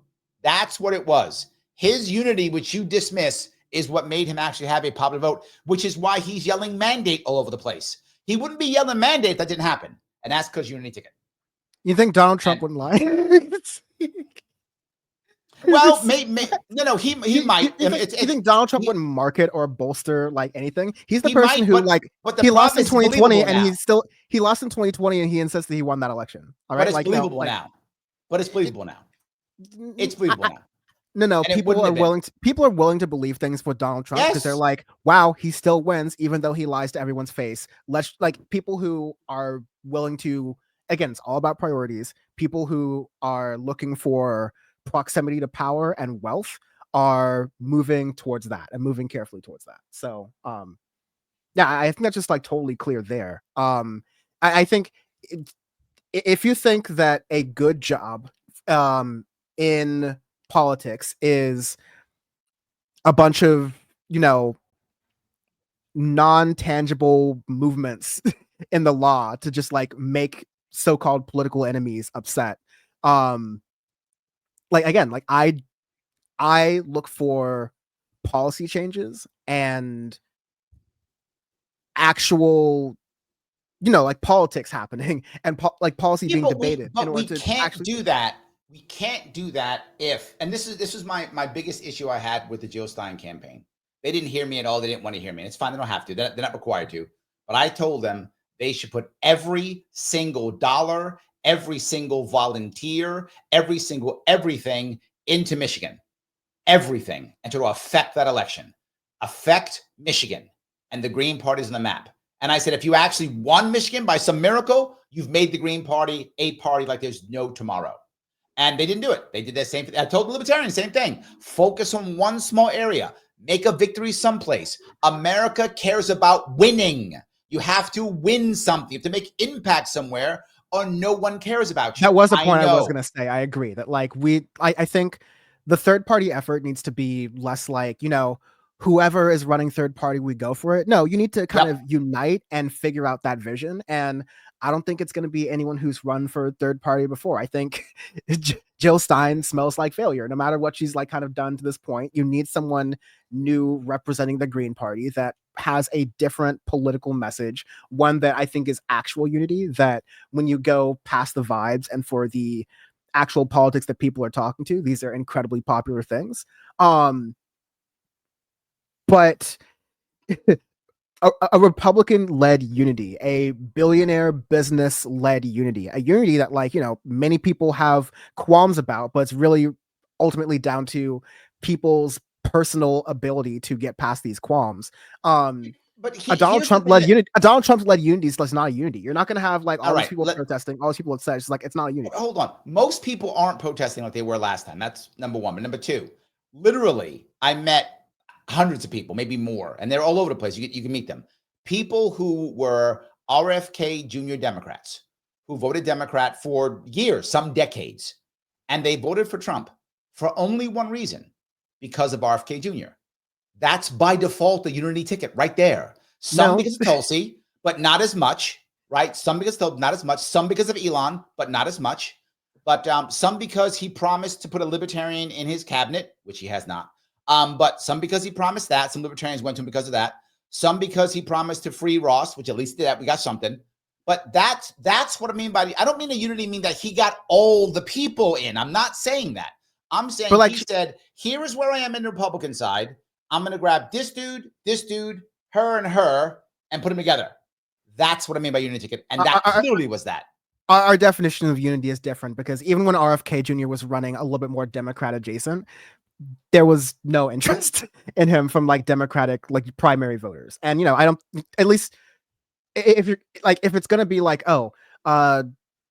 Trump promised some things to some Bernie crats and you saw this really big number of people like that, okay, that's going way past your ideology, Donald Trump's supposed ideology. That's showing that he's really actually willing to be transactional for power. But yes, no, there's a power thing, but also there's an ideology thing, and he knows that part of the ideology is triggering conservatives. Here's a I think here's a funny case of this. When Vivek, who isn't even in the Trump orbit right now at this point, They gave him the boot. They threw him back to Ohio. Well, yeah, because you'll notice you have a bunch of, let me be polite, it's your show, not mine, but you have a bunch of people who have been in Donald Trump's orbit. I think Tim Scott could be one of these as well, who thought that they could be a token for the Trump campaign, the Trump team, only to realize that no, these are the same racist people who do not really take you seriously. We saw Vivek Ramaswamy being depicted in right-wing media as a 7-Eleven worker when he lost to Donald Trump. You had some of the most vile things that I've seen Republicans say towards other Republicans when Vivek Ramaswamy was bringing up the H-1B visa conversation in the beginning of January. I think like Donald Trump knows very much that the ideology and the vibes that exist within there and how little people are reading between the lines, that you can just say vibes and other people can sneak in and be like, salutes and things like that. He has been able to build a coalition fueled by ideology.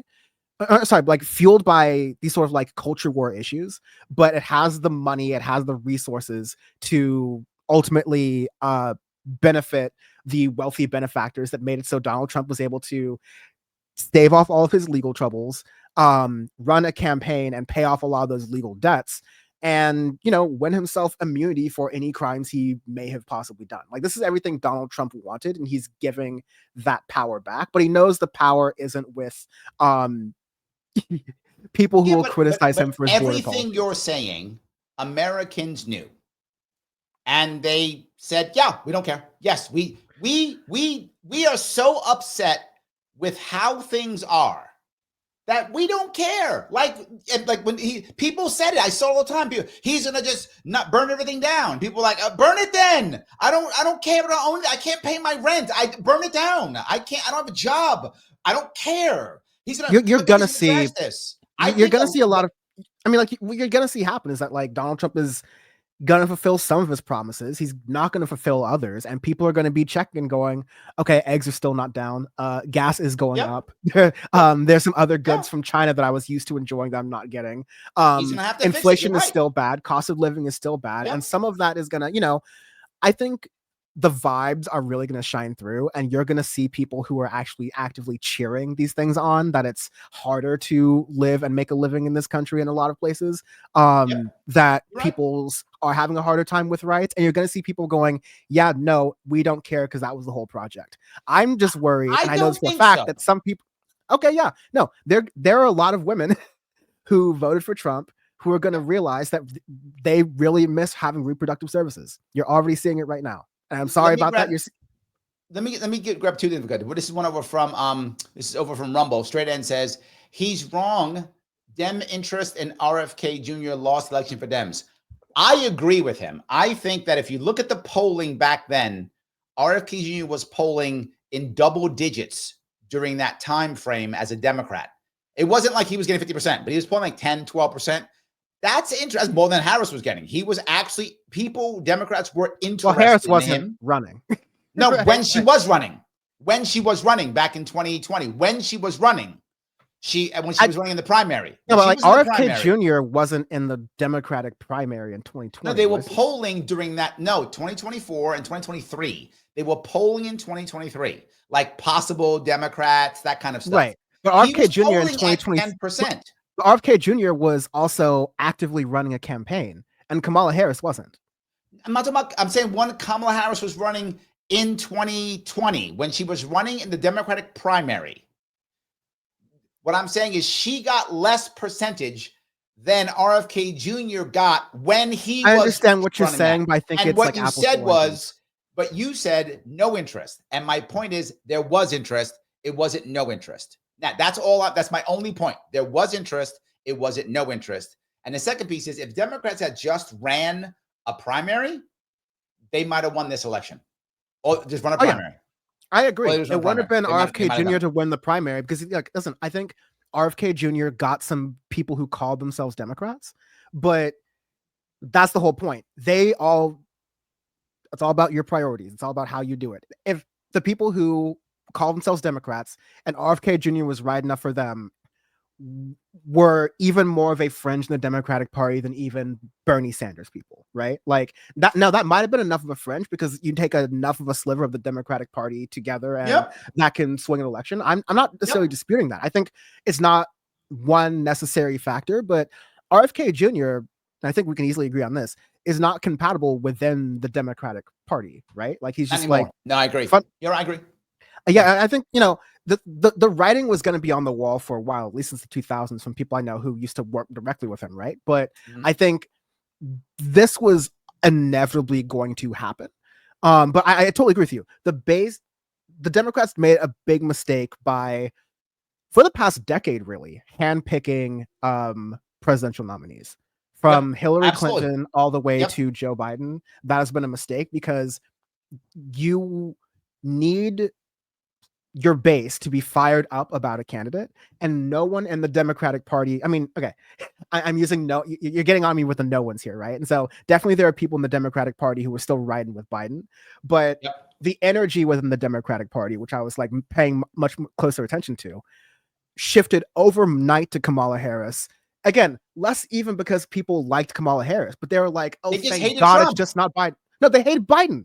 They just hated Biden. That's true. They were just thank God this guy's out of here. Like, you know, I don't think, and I was one of these people, I'm like, I don't think Kamala Harris is going to win because I know this country. But you know what? For 24 hours, I'm going to celebrate the fact that Joe Biden's gone. And maybe, and you know what? I think that Kamala Harris put 2 or 3 more points on the board than Joe Biden would have, but still wasn't enough. Yes, and that's totally fine. Let me grab one of your guys. This is if I'm saying, is it Schmegley? I hope I'm saying it right. Schmegley. He says anti-establishment in the sense maybe that they all want to go full fascist and destroy many political norms. You guys like the fascist thing. That's like your thing. You like calling people fascist. Okay, so like here's the point about this that I will stand up for. So we saw Elon Musk make that gesture twice on live TV, on every channel, from every angle. And people on the, you know, I was one of these people who was pointing out, you know, fascist tendencies within Donald Trump the first time around. And we got this similar reaction like, oh, you're being hyperbolic. You can't be talking about this. Like, you know, you have to use these words carefully. Fascism's one time in history and we can't do that anymore. Again, I'm someone who's been paying attention to Elon Musk for years. And I'm the one who saw, okay, I see that obvious behavior within the connotation of his recent endorsement of far right parties within Europe, not libertarian parties, far right parties, including the Alternative for Deutschland, which literally prides itself on being the as legal as you can possibly be in Germany, the spiritual successor to you know, Hitler's Third Reich. This is, you're seeing a rise of neo-Nazi movements in America. And the number one response, which was the number one response in America in the 1930s, was, you're overreacting. Don't worry about it. Hey, and by the way, don't they have it coming?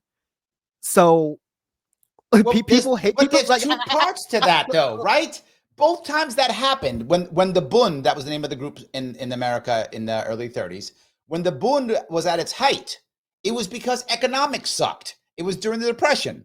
Yeah. So of course, economics sucks now. Yes, that's true. Economics sucked in the 30s and 20s in Germany. Yes. And every time economics sucks, that's when the people start putting a hand in the air. You're right. I'm not saying you're wrong. You're right. During the same time, and we don't have to get to it here because we always know how it goes, you had some countries move more in a fascist direction, and you had some countries move in a more communist direction, right? True. Same situations, people had, you know, economic conditions, but based on how either way. Based on how the political messaging was done at the time, there wasn't a natural tendency towards fascism. No, there's a natural tendency towards, we are sick of being poor.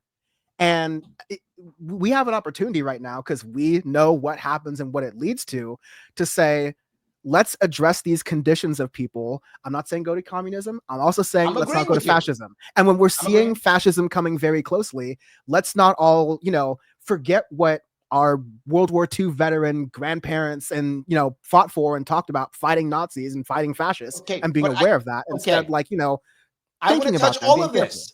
Please do. Number one. All right. Number one. Fighting fascists doesn't work. You have to get the fascists to not, you have to get them to not have followers, not fight them. They must not have followers. We've been fighting fascists forever. How in World War II did Germany not have followers? There's still fascists in Germany today. So we didn't beat fascism. That's not how it works. You have to There are not fascists in power. Let me finish. Let me. There's about to be, but let me finish. My point is, Germany has fewer laws on, like, the First Amendment and free speech that I have to do with things that could lead to fascism because they have this history. Yes, but they still have fascists, is my point. The way you beat fascism is by making sure young men have something else to look up to and to do and be forward, because the people who will fill the armies of the fascists are always broken young men. That's whether that's Italy, Spain, Germany, America, does not matter. That's how it always works. You tell me how it works? That the Bund was full of that back in the 30s. That's how it works. So fighting them doesn't work. They want you to fight them. And internally, not externally, internally, when fascists fight, they win because they want to fight. They're not afraid of street fighting. They're not worried about it. You don't want to fight the fascists. You want to take away their followers. How do you do that? By giving these young men something else to look up to and look forward to. Insulting them, which was my entire point. I'm not saying fascism isn't real. Of course it is. We don't look towards national fascism. We look towards authoritarianism. We want a strong man when we're in trouble. Somebody save me. I can't pay my bill. Somebody save me. We look to strength. If that strength happens to be more fascist, we go that route. Happens to be more communist, we go that route. But we follow a strong man. Trump, whether you like him or not, is a strong man, which is why we follow him as a nation. I don't. But as a nation, we do, because he's a strong man. We want someone to save us. So we go to a strong man. My point is, calling people fascist doesn't work. It just makes them angry at you. Putting them in a street and fighting, you will lose that battle every fucking time. No one beats fascists internally. Externally, they do. Internally, they win. You want to stop it? Have plans. I literally have plans since 2018. Sorry, so yeah, I've been having plans to get young men back in action. I've been having plans to get people. I know a lot of people push the idea of only union workers. I'm not against union workers at all. But I also want the idea of co-ops. I want young men having ownership, either of their own work or of being in a union. Either one. I want young men doing things. You do that, fascism goes away because there's nobody to be the fascist. There's nobody to put the armband on. Someone's got to put the armband on. If no one puts the armband on, it goes away. I'm sorry, I went a little bit long, but no. There's some things I think. So I think one way to fight fascism is to attack the material conditions and the roots of that. You don't do that through, virtue signaling executive orders, right? You do that through. Yeah. Well, here's the thing. There is the core of the right-wing movement that gets the core of all these, the boy who cried DEI. Not saying that's you, but I'm saying like a lot of these criticisms are people who fundamentally find the critique of racism to be more offensive than the racism. You can go down to it. You can just like be open up for that. There are people who are more afraid of being. I don't get that one. Yes, there are more people who are. A lot of the conservative movement, especially the identitarian conservative movement, are more offended by being called racist than actual actions of racism. Right? That is okay. That is the observation that people, internationally have been looking at America. It's that, oh, how dare you call me a racist? By the way, I think Arabs bomb crap and live in open sewage. Those two things can exist because of what you're talking about. So it's like, I understand that at this point, I am turning off some group of people by naming fascist behavior, but I'm not going to stop doing that because I have many other opportunities to draw these connections without using that F word.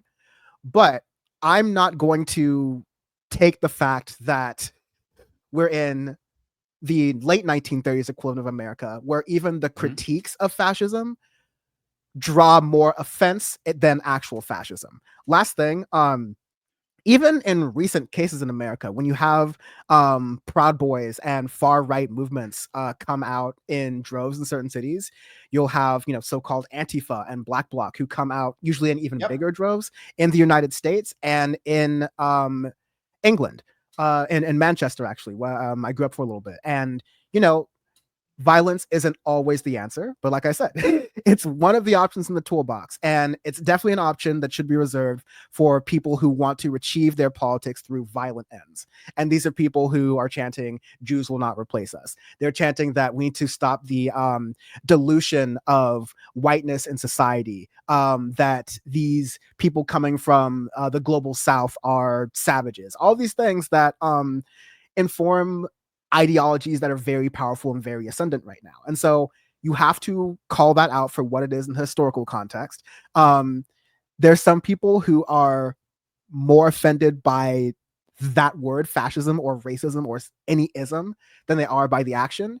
And okay, at least in my politics, I will say this, at least in my politics, I don't need to appeal to them. I need to appeal to that group of people who are disillusioned by the whole system, who hate these things, who hate bigotry in all forms, who want people to like their neighbors, and are willing to stand up in defense of that, whether it's disarming this rhetoric economically, or showing people that if you choose this, people are going to want to hurt you, and people are not going to stop you from being hurt.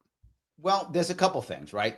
The people who are going to hurt you, are going to be, as I said, young men with armbands. They always are. If the young men don't put the armbands on, there's no one to hurt you if they choose to not do that, right? If they choose to not do that, that is the biggest defense I keep coming back with. And we live in the richest country in the world, and people are still putting on armbands. I understand this is an oversimplification, but like there will still be racism in this country if everyone if you have a universal basic income. There'll be less. There'll be less. Yeah, you'll have less reason for people to hate, but you're not going to completely get rid of it, which is why you also have to have I'm not saying you're going to have to get rid of it. All I'm saying is if there's a big difference, if 500 people put the armband on or if 5 million do. And you're right. Probably 500 will always, no matter what we do, want to put the armband on, no matter what. I got it. Those 500 will. And I'm okay with that because I'll live in that world. But if 5 million do or 50 million do, we're cooked. That's my issue. I got to make sure they don't put the armband on.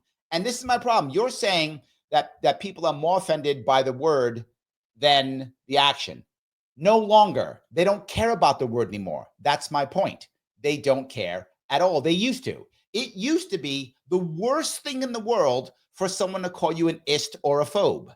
Now it's a badge of honor. People don't care anymore. People don't even listen anymore. No, they basically just go whatever. Here, hold on. This is Ryan right now. Ryan says it. Thank you for being a member, Ryan. He said, when someone calls a person a fascist, I personally roll my eyes and dismiss their argument. Sadly, Ryan would never repeat that to his boss at work. What do you mean? Ryan would never repeat that exact phrase. Whenever people say the word fascist, I roll my eyes. He can't talk to everyone he works with. I know. Ryan, answer that question if you would or wouldn't. He couldn't do that. You couldn't, because there are certain lines here. It goes back to the thing someone in Britain was saying, if you don't find this gesture that Elon Musk makes offensive, do it in your workplace, do it at a church, do it at a school, see what happens. All right. People still care about this stuff outside of this politicized world. It's just that, like we've talked about, like we agree, people don't think that politics is going to solve any of these things. And so what I've seen, especially during the LA fires, is that people are not relying on city services or police or, fire department more than they need to. These are people in communities providing first aid services, legal services, mutual aid services, food services, clothing, etc. for each other. And there's a lot more of that than there is faith in the two-party political system. The only issue is the people who have faith and buy-in in the two-party political system are people who are trying to, write away the armbands that we're seeing right in front of us. And so it's a danger that I would rather be too early and be blamed for, using words that people don't like first than being too late and bad lefty's mad at me. He says, Larry, you are supporting a movement whose members would be the armband wearers. What movement is that I'm supporting? I'm not sure Trump's Republican Party. I don't support the Republican Party. You just said that Trump's Republican cabinet is like a unity ticket. You like that he's doing these executive orders for troll purposes. Like this is where not what I said at all. Not what I said at all. I will tell you. I will clarify right away. That's not what I said at all. Bad Lefty is clearly someone who says, if you're not with me, you must be the other guy. No, what I said was I like the precedent and that people should do what they say. That's what I said. I love that he was doing all the executive orders because he said he would. And I literally said there are many of them I do not like at all, but I like that he did it and I want more people to do so. That's what I said, and you and I discussed it. He is wrong on that. Not just that. I didn't Virtue say signaling executive orders, though. yes, but that's what he said he would do. Yes, he said he would do them, and he did. And then I said, I don't care about most of them because they're virtue signaling. So how is that supporting armband wearers? He has made this up in his mind. He's decided I'm a bad guy, but I'm not the guy he says. I could be a bad guy, Bad Lefty. I'm just not the bad guy you think I am. No, it's Elon. Guy. It would be different if Donald Trump went back to his first opinion on Elon Musk, which is look at this little bitch that's sitting next to me and will do whatever I want to, instead of going, oh, that's the guy who does the Nazi salutes. I'm just going to continue taking his money. Why did the Donald Trump family leave Germany? I'm kind of curious about that. Just saying. I don't know. Anyway, but if Bad Lefty wants to believe that I'm some kind of, it's fine. He can. I don't know. No, but Bad Lefty is oftentimes trolling me. But the thing I think that maybe he's trolling. He's getting at what we want to be warning about is that, like, you know, when we are trying to be transactional and coalition with people we want to, everyone's got to have a line somewhere. And for I was hoping for a lot more people, Elon Musk and Trump's proximity to Elon Musk and that happening, and Trump going, okay, well, that was interesting. Anyways, here's your office and here's your email address, and you can bring Doge into the White House. That says enough for me, not just that one action, but the context of Elon Musk's actions and the context of Donald Trump's actions. And me listening to historians and have been using very strong words about this. Don't shoot the messenger. If you disagree, there's a whole cadre of people who will tell you that you did not see what was in front of you with your lying eyes. We just saw them all. Agreed. I think a lot of that's true.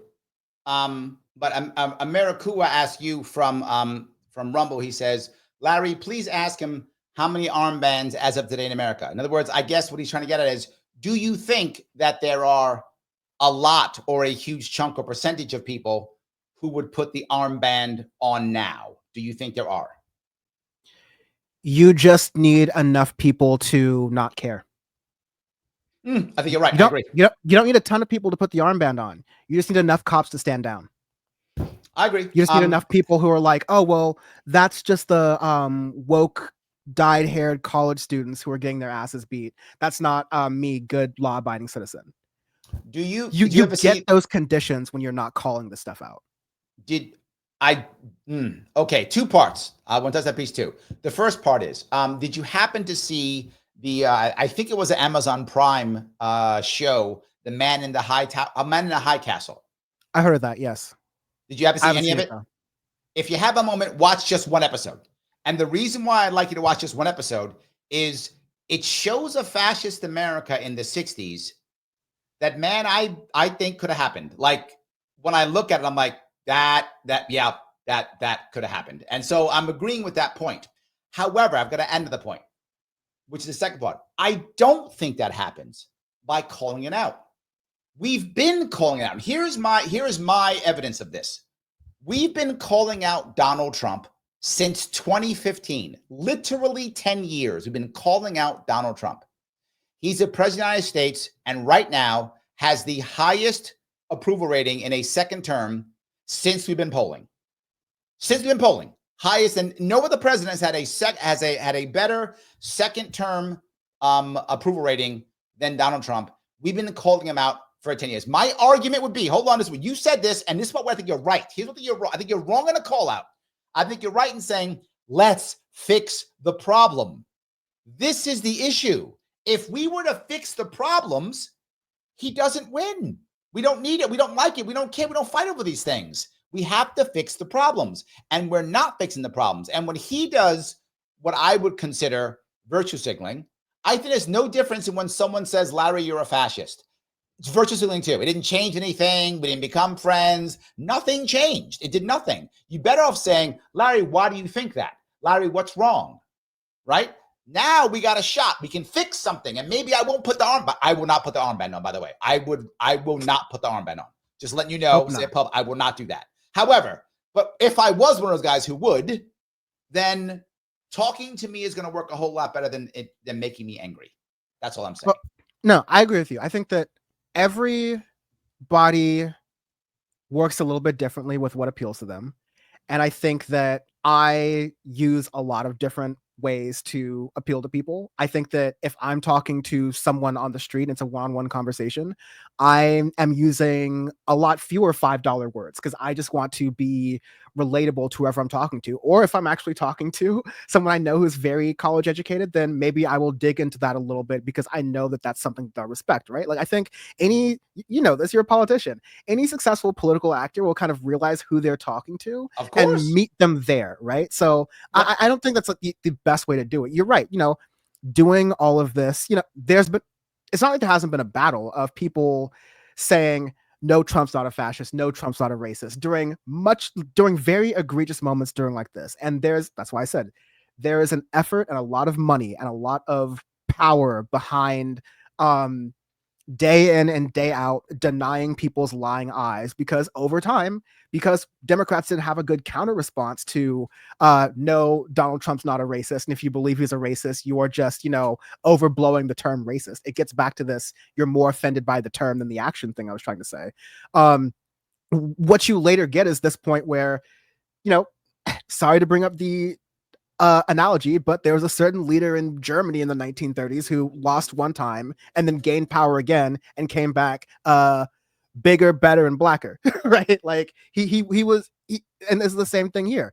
It's harder to identify a threat when it's vague, but when it is real, when other people who are having their material conditions, who weren't listening to me using these words in 2016, will now be feeling it in their lives, and they'll be looking for some way to describe it. And there's going to be one Republican Party. You started this really smartly by saying, I think the Republicans are paying them themselves into a corner. You're going to have one side of the Republican Party who are telling people who feel something different that what they're seeing and feeling is wrong. And I already know that you're going to have a Democratic Party that is woefully unequipped for the time. That's because true. They're just like not going to be afraid to do it, because we're in this mess because the supposed opposition to a lot of this stuff is absolutely not willing to meet the moment, right? So I am going to work with every sort of strategy and message that I possibly can to give people an understanding of this historical context that they're in and how it matters with their pocketbooks, with their futures, what they're planning. And hopefully that's a vision that is more inclusive than one that says, I'm going to blame this group of people for my problems. I'm going to be worried about this group of people or this type of person marrying my son or daughter. Like, fundamental differences in politics. Not between us, but just in general. Let me just grab a couple super chats if I could. Ryan did come back. He said, I currently work, thank you for the $5, Ryan. I currently work part-time for a friend of mine. We call each other all sorts of names. Well, he got you on that one. His boss is his friend, so he kind of got you on that one. I'm in the process of moving to the part of Missouri too. All right, so Ryan happens to work for his friend, so he probably would say the fascist thing. I think he got you on that one. So okay, but like you got to understand the point of like most people aren't necessarily working for their friends, and if it's between you and a friend, it's not necessarily something where your workplace is around it. But no, do that in a workplace of 10 people where you're not the boss's nephew or the boss's friend, and see how protected you are. Is kind of my point, right? Well, I think I also again, I'm kind of like, why are you two and your friends joking like that? That's just a question. It's just a thought. Is it not fun to joke about fascists? Is that not good? It depends on the joke. Oh, I think you can joke about fascism if you want to. I think you can joke about fascism, but it depends. Like, there are people on 4chan who joke about fascism, and they're not joking about. Yes, they're not joking, but they're not joking. Yeah. That's no, but they say it's a joke. They say they're just kidding. They say, and that's part of how this has been laundered. It's not just people are sick of racism. It's people have been told that it's just a joke. You're making it hard for me to have a joke. That has allowed this stuff to be laundered. So some people can go, yeah, I hate how liberals are always telling me that these things are inoffensive and bad. Let people say whatever jokes they want to.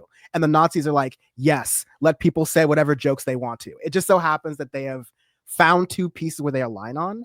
And there are some people who, like you said, they're annoyed by what they see as perceived cancel culture, what they perceive as political correctness, and they don't understand that that annoyance is being weaponized by some of the most evil people on earth. Doesn't have to mean all of you are going to put on armbands. Just means enough of you have to be fine with it. Are you saying, and I don't want to put words in your mouth. Are you saying that there are certain things you're okay when it comes to censorship? Are you saying that? Are you saying that when it comes to things that are, say, fascistic or authoritarian, that there should be some form of censorship? Yeah. Wow. Okay. That can't go with you on that one. No, can't go with you there. No, yeah. I know there's some people like on principle who are like that, but 100%. Yes, 100%. Can't go with you on that one. But yeah, you know what? I think the difficulty comes with who was deciding those things. But if we decided, hey, you know what? No Nazi salutes in public. And if you do, you're fined or you're in jail. Germany, who perpetuated some of the worst aspects of the Holocaust and World War II, they have these kinds of laws on the books. Now, let me tell you. And they still are fascists. No, I don't. That is a party that is gaining power. But let me tell you, to make your point, I don't like the way that Germany has then taken these laws to say, okay, we're against being anti-Semitic in public. We're going to redefine anti-Semitism as any sort of pro-Palestinian protest. Now, that's been criticized by human rights groups around the world, right? But that's not something that's like, new to anyone else. It's all these human rights groups and all these other countries who are saying, hey, look, this law isn't working well. But this is, you are advocating for laws that say, oh, you can't do DEI anymore. We're actually against your freedom of speech. No, I'm not advocating for that at all. No. I literally said it was, again, just because I'm happy something happened doesn't mean I'd advocate for it. Like I'm not mad at it, is what I'm saying. It wasn't that important. I'm not mad at it. Okay, if you're not mad at it and it's something that's happening politically, then what is it's not advocacy? No, you can still do DEI if you want to, but there's no law against in the government. DEI. No, you can't. Right, in the government you can, and that's fine. I'm not that's different. But you and if you want to have a DEI policy, you absolutely may. But how is the government defining DEI? And now all these private companies are taking that cue and they're getting rid of these programs as well. So these have actual consequences beyond this theory. Agreed. But again, if DEI is as good as I think you believe it is, I disagree. Companies will bring it back because they always do. That's how it works. Companies will do whatever will get them the cash they want to get. They'll bring it back if it's that good. So I'm not that concerned. I don't think it's that good. I think we define DEI differently on this show in a way that we both agree with. That is differently from how it's defined by conservatives and liberals. So I think we're there. All right. Phil says, does destroying bureaucracy help or hurt fascism?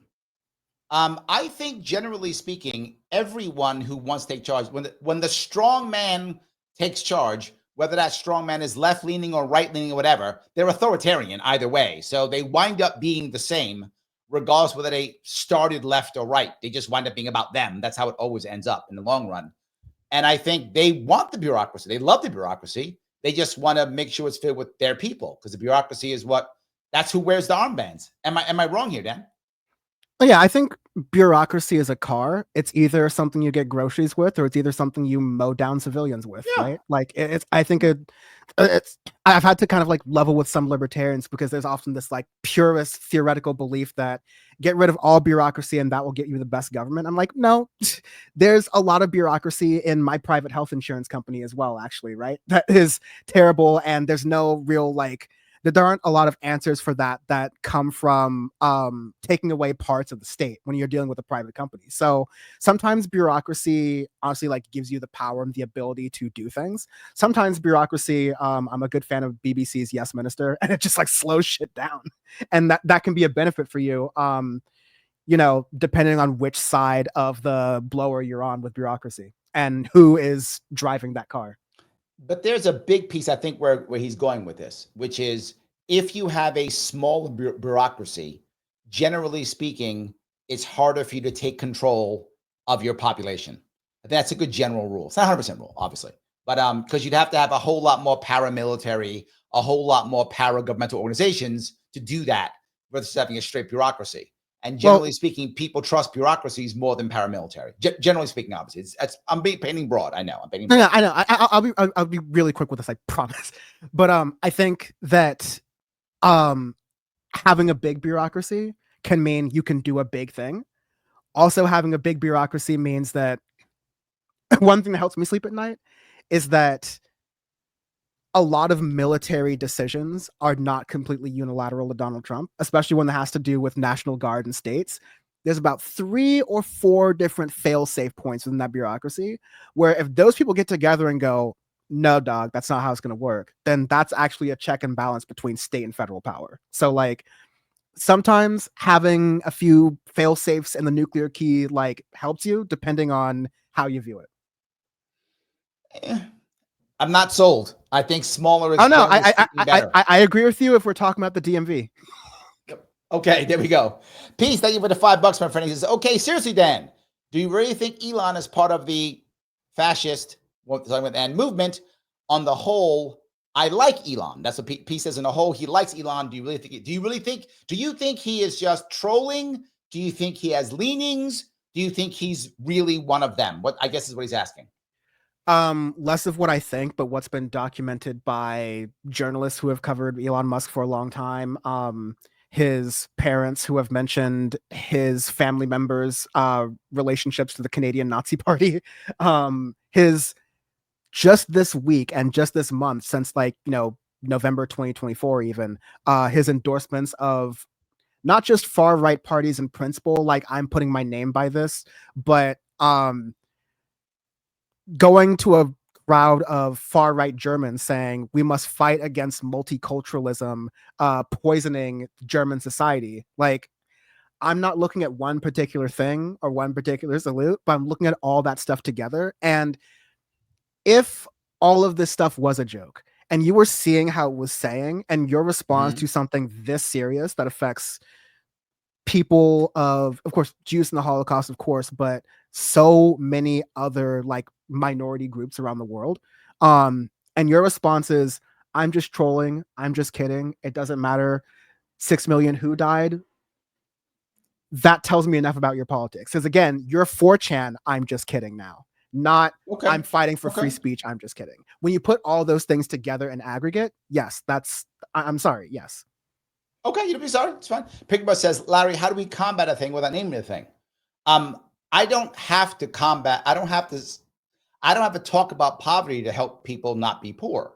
It's not required, right? I do a lot. I haven't as much recently because of the work I've been doing, but I used to do a lot of work with transitioning veterans who were in big trouble, veterans who were sometimes preparing to self-delete, some who were in bad spots, all issues like that.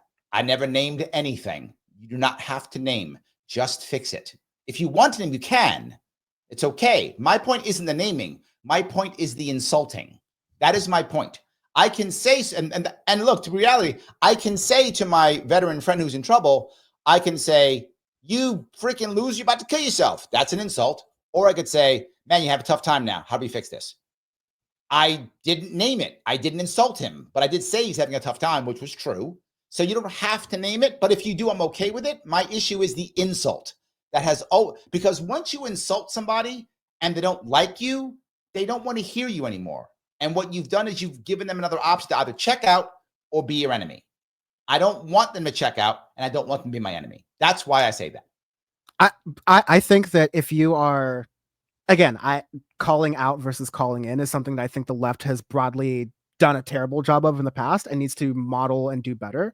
But the way you would do that, I would say, is, hey, I don't know if, like, I've been hearing you say some of these things and, we get along, we have these friends who are part of these different communities, and you don't think that about them, right? Like, I don't know, I was watching this thing on the History Channel, and some of the people you're watching are echoing some of the worst atrocities and the rhetoric behind that in history too. Like, you don't have to call them a fascist, but if you're afraid to, again, like, in an appropriate way with people who you are in community with, by cashing in a little bit of some of that, friendship, maybe taking a risk because you're having a hard conversation with someone.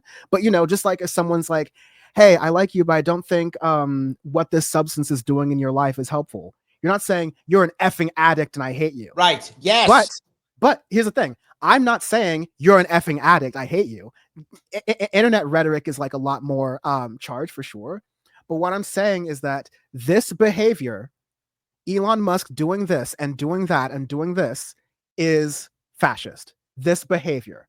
Maybe not this person, even though I think it's a distinction without a difference. This behavior. We're talking about calling out behaviors I actually don't. of public I didn't figures. fight you on this. Yeah. I didn't No, fight you on this because you said what you thought was true about an individual. My issue is, and I see it all the time, I see it against me constantly, which is the second I go on somebody's show, I get insulted.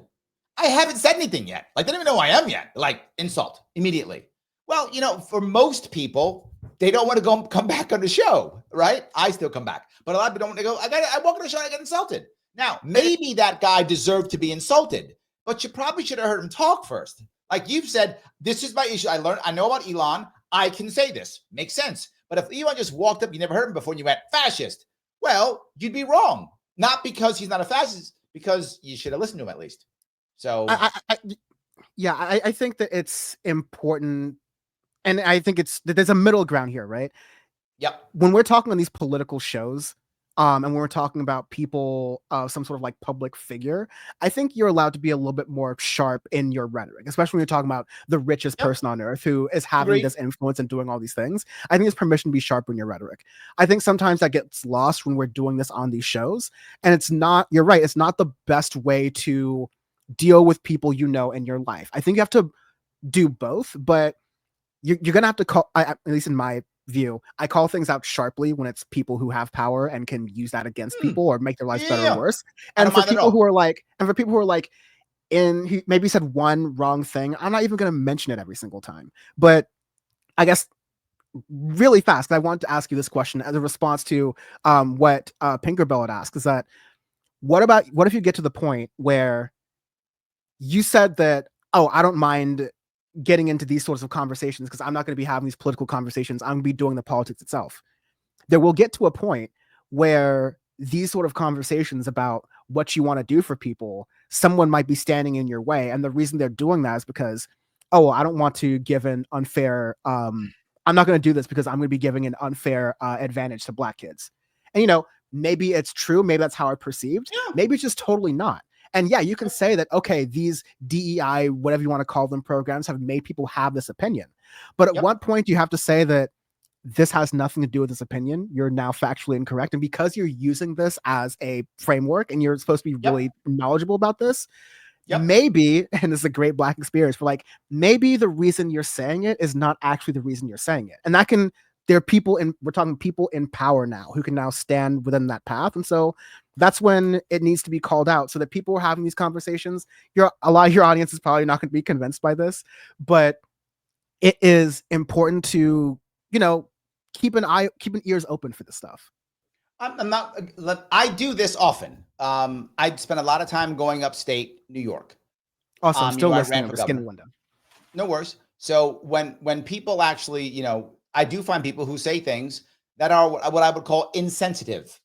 I do a radio show Tuesdays at 1 p.m. and sometimes people call in and say things that I would say are insensitive, but I don't attack them. I ask them how and why. I walk down a road with them. I use the example of, I think, one of the best guys who've ever done it, which is Daryl Davis. I don't know if you happen to know Daryl Davis. I've met him more than once. He's been over at Freedom Fest. The guy who literally converts Klans members, right? He doesn't do it by insulting them. He just talks to them. He has a conversation with them. I do it often. And the reason is, if that guy actually wants to tell me, I don't want this because I don't want Black kids to have it, I don't want that guy to give me coded language. I want that guy to tell me, Larry, I don't like Black kids. I don't want to have it. I want to know that. I want to know that's what that guy thinks. I want to get that, and I want to have a conversation with him, because he may be my ally and he may not be, but I want to know if he's my ally or not. And if he's not my ally on this one, I got it, and I'll walk away. But I would rather do that than act like he's my buddy, pretend like it's not about the kids, it's about whatever other thing he says. So even with that, and I have done that. As I've crossed the state, I've done that. And people have said things that are not very nice at all and that are factually incorrect. And I have conversations. And to be forward, I have turned people. Now, not as much as Daryl Davis. Daryl Davis is the master, and I don't pretend to be the master. But I have turned some people to go, you know what, Larry, maybe I'm wrong. You know what, Larry, maybe I thought differently. I have had that happen. And if I can get one or two, I'll take it. I hope I at least answered your question in that regard. No, you totally did. Thank you. So let me grab another if I could. The AC.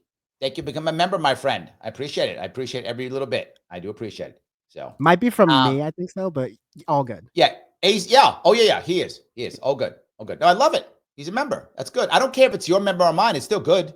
Okay, yes. Thank you. Thank you. Isn't Thank it you, Nancy, good? for this. Yes, Yeah, absolutely. Yeah, no. yeah. It's a great Oh, community. good. Yes. Yeah, please. Yes. No, we share some people. We do share some Yeah, people. I was caught off guard. Yeah, because I was like, oh, well, I forgot. Usually I've been on shows and like people don't read other people's super chats. So I was like, oh wow, cool, nice. No, I Yeah, like of that. course. Yeah, yeah. We do share. We actually share some members. You and I do share. Our communities overlap. P says, thank you for the $50. I was born and raised in Germany. How do we look at immigration? Does it destroy the culture? My friends visit Germany. The culture's diluted. It is, I think you mean diluted. It is wrong to want to maintain the culture. Is it wrong to want to maintain culture? Is the future putting everything into a blender? I think these are all valid questions and people are concerned about them. I get that completely. I think generally speaking, human beings don't actually mind change. It's not really a thing. Human beings mind being changed. We change ourselves all the time, but we have to believe that we're doing it on our own. We have to believe that we've decided it. Then we're okay with it. If we think someone's changing us, we get mad. We don't like it. So I think the question is, are we as a society, whether it's Germany or America, whatever, do we believe that we are somehow in control, that it's helping us, that kind of thing? If we believe that, I think we're often okay with it. If we don't believe it, I think we're not. I'm also German. I'm not born in Germany though, but I'm also German. And I do think that Germany was actually pretty good when it came to Turks coming in. And I think that was the case because when Turks came into Germany, it was right after both wars, and they literally had a male shortage, and the Turks came in to work, and Germans saw an advantage to that, and it was really just for workers, and most Germans were okay. When Germans started not being okay is after the Yugoslavian war. That's when they started not being okay. And you might say, well, it's because Muslims. No, Turks are Muslims. So it wasn't the Muslim issue. It was the issue that the Germans believed that this is now being forced on our throats, these damn Muslims. And the sad part is the Turks took a lot of heat from that too, who had already been there. And the German issue is the Germans don't have they might have it now. They didn't have birthright citizenship. So you could be a Turk born in Germany, raised in Germany, only speak German, you're still a Turkish citizen. So the Turks took a lot of it from them. There was a really bad spot there. So I don't think we have to put everything into a blender, but I think we do by default. Migration's a common thing that humans do.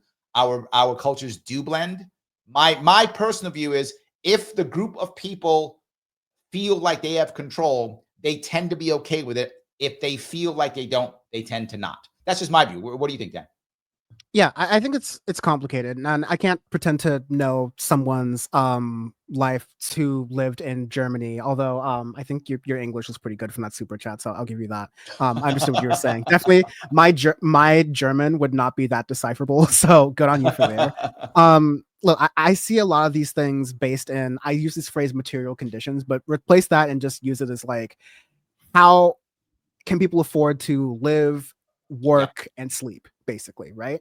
I think that, there's a lot for Germany to be proud of. I think until the financial crisis in 2010s, it was basically sitting in the driver's seat of the European Union for a lot of these major things that Britain thought they were leading. But in reality, like, Germany was like leading the charge for that. World-class healthcare, education, economic powerhouse. These are all things that have been done in a multiculti, to use the German term, like a multicultural Germany. These are all things that have been done to generally create wealth for folks. And like Larry's been saying, when you have overall good living conditions, you tend to think less about armbands, right? Through immigration policies, through measures that I think maybe have left some people feeling like they are out of control and looking for someone to blame. And these, neoliberal politicians, from Angela Merkel to Olaf Scholz and everyone in between, have basically said, no, yeah, you're right. The problem is the immigrants. We're willing to scapegoat into this. But if you're going to fight against, like, okay, we guess the problem is the immigrants, and a party who's saying, oh no, the problem is straight up the immigrants, they're going to go for that the whole time. It's like in the US, they're not going to vote for Republican light, as in the Democratic Party. They're going to go for full on raw cane sugar Republican and just vote for the Republicans if this is the rhetoric that's being believed in. There's something else. When you're in trouble, right, you'll take the hand of anyone who says they'll help, right? So if I'm in trouble and I'm in a bad spot, I can't find happiness with my family. I can't find happiness with my work. I can't find happiness with my community. I can't pay my rent. I can't do what I want to do with my life. And some guy says, I got you. I got a plan. And there's an armband on that arm. You don't mind because you feel like, okay. And my point, which I think the Democrats have failed horribly these last couple of years, is they had no answers. If they would have had answers, people would have, whether you like Trump or not, and I think Bad's going to be mad at me now for saying this, but whether you like Trump or not, the guy's got answers, lots of them. I got 30 answers one day. I got tons of answers. You want to answer? I got them. I got answers everywhere. So he's got answers. You may not like his answers, but when there's nothing else, you'll take those answers. Yeah, I agree. It's a fundamental failure of liberalism to be too afraid, and we know why they're too afraid, because they're fundamentally too afraid to call out their own power structures, wealth hoarding, all of these factors that are making, okay, the poorest are $1 less poor every single month, and the richest are multiplying their wealth by double every 6 months. Trillions on trillions on trillions. Okay. Liberals are not willing to call out that system. Republicans are, conservatives are willing to say this system sucks and we know who to blame it on. Yes. If liberals were willing to You're not wrong.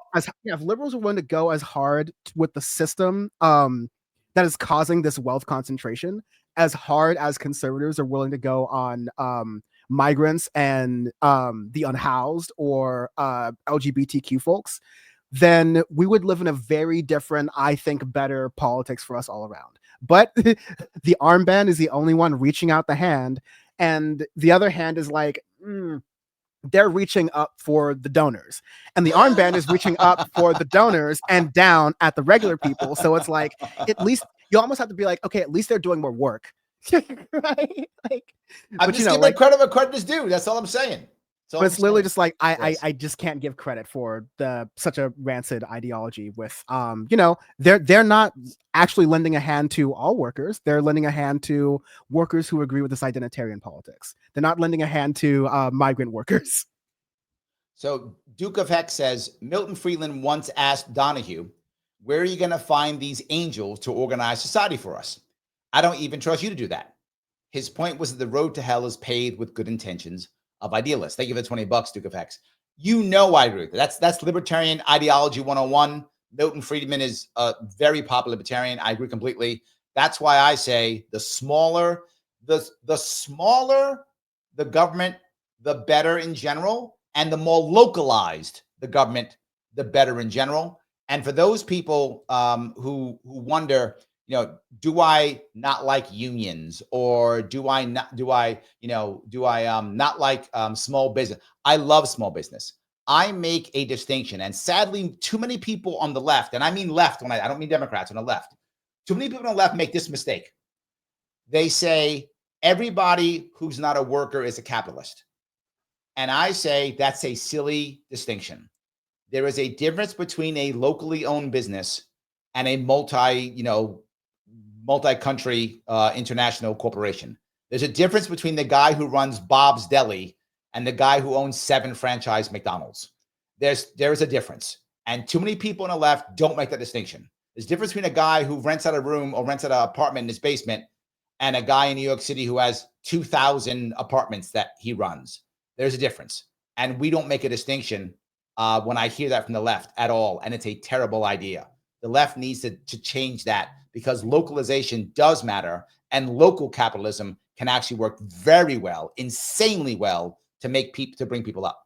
Oh, the left, except for maybe the capitalist part, generally agrees, right? Like I said, I've seen the most beautiful sort of like post-state anarchism from degular ass Angelenos and people in the city of Los Angeles in the wake of the fires, because our government that has been defunded by Republicans and mismanaged by Democrats failed to do pretty much everything except fighting the fires. And like these fires were so ridiculous, it would have been hard to fight anyways. But Mm. getting like all the government was in the way. They were arresting like National Guard and LAPD and LA sheriffs were arresting people who were just trying to get back to their homes. All of the reports of looting and arson were greatly exaggerated. The things that people actually did need, housing, temporary housing, clothes, support for legal services, people to help them get important paperwork or recover paperwork or deal with insurance. Those things were being done by regular community members. The government wasn't going to do that. And we all know the government wasn't going to do that. People, I know certain groups of politics get all iffy when you talk about masks, but guess what? Masks are important in fire zones because those same N95 masks during COVID-19 will make it so you're not breathing in all the smoke from burned asbestos and lead and nickel from EV batteries that's just like floating up in the air right now. The city of Los Angeles ran out of that PPE for their own employees. They had to come to decentralized anarchist organizations that are frankly to the left of even me in order to get that stuff done. So I have seen, I've been open to the past, even the past couple of weeks, how well people who do this stuff anyways have it down while also being able to maintain their lives. I'll also say that a lot of this stuff was done even without money. So like we can even go beyond capitalism. Yeah, no. But I think your ultimate point of with you. state size, like I think it's just like never that simple. I think some things you may need a large government entity to do that with. And I think that's fine as long as you have checks and balances to make sure that the things libertarians don't want to happen when you get a thing that size and that big, that out of control, to have some safeguards and checks and balances there. That's just smart policy making. But if we need a lot of buildings to maintain, Social Security or a universal healthcare system, sure, make government big for that. The Defense Department, I think we could make government smaller there. Pickerbell says government's never the answer unless the conservatives doing it. That's not what I said. The people who threw me off the ballot in 2022, when I spent $400,000 to get on the ballot in New York State, they were Republicans and conservatives. Mm-hmm. It'd be your own. Yeah. It'd be your own. Yeah. And I'm saying not saying your own because you're not like a conservative necessarily, like you're a libertarian, but definitely conservatives are more likely to find bedfellows with libertarians and progressives lately. So that's true. If you look at it, if you look at some of the Republicans now, you do find them actually, and I'm old enough to remember a Democratic Party that was that way, right? Yeah. When I was a kid and I got a teenager, the Democratic Party had its arms open in general. It was anti-censorship. It was more free speech. It was anti-war. It was much more open. It was basically, do you not like the neocons? You don't like neocons? You're a Democrat. That's kind of how they were back in then. Rand Paul is currently seen as like a pretty conservative person with like the guise of libertarian, but his father, Ron Paul, was like a really like tried and like, we look back at these people with a lot of like rose-colored glasses, sure. But no, Ron Paul was a very particular, you would see him on left and right circles. He would be someone who, like Bernie, caucused with a party to maintain power, but generally acted as an independent and was one of the loudest anti-war voices in the 2000s when that was hard to do even for a conservative or libertarian in office. So you definitely had a lot of changes with this, which is why I think we just need to almost like create new terms or create new coalitions and worry about the terms later, because this ability to conspire and like co-collude in a good way is still there within Americans, as 100%. Long as the more you leave the two-party cycle and rage bait news and get into these kind of conversations and start to break the rage bait within ourselves, then we can start to build these paths and worry about the titles later. Pickerbell says, Larry, sweetie, you just went on about how Trump has answers. He does have answers. You don't think he has answers? I will be clear, Pinkerbell. He has answers, not the answers. I think this is the thing we talk. This is the thing we talk about on the left, where Kamala Harris and Tim Walz, and before that Joe Biden, were not giving the left or even within the Democratic Party tangible reasons to vote for them. Yes, that's my exact point. Donald Trump had concepts of a plan. He does not have the plan, but he's giving you plans. He's giving you plans. Absolutely. Yes. And you know what? Like, yeah, we can argue, and we will until we're blue in the face about how smart or well thought out those plans were, and whether or not the people who voted for him cared about how smart or thoughtful those Do you plans were. think I'm But I'm a libertarian? You think I like tariffs? You think I think that's a good plan? I'm a libertarian. You think I like tariffs? I'm a libertarian. You think I like ending all immigration? You think I like that? You think the that's what I think, Pickerbell? the difference is that if the shoe were on the other foot, I would be criticizing Democrats more for things that were actually against my ideology versus me going, this is a win. This is kind of not what I agree with, but it's a win. I think that's kind of where the difference is coming. I used to do the opposite. Well, I used to do the opposite when it was years ago. And I would say that because the Democrats used to have a whole bunch of ideas I didn't like, right? Particularly in New York State. More money, more money, more money, more money. And Republicans had no answers. And I told Republicans, of course I'm voting for Democrats. Why wouldn't we? Democrats have answers.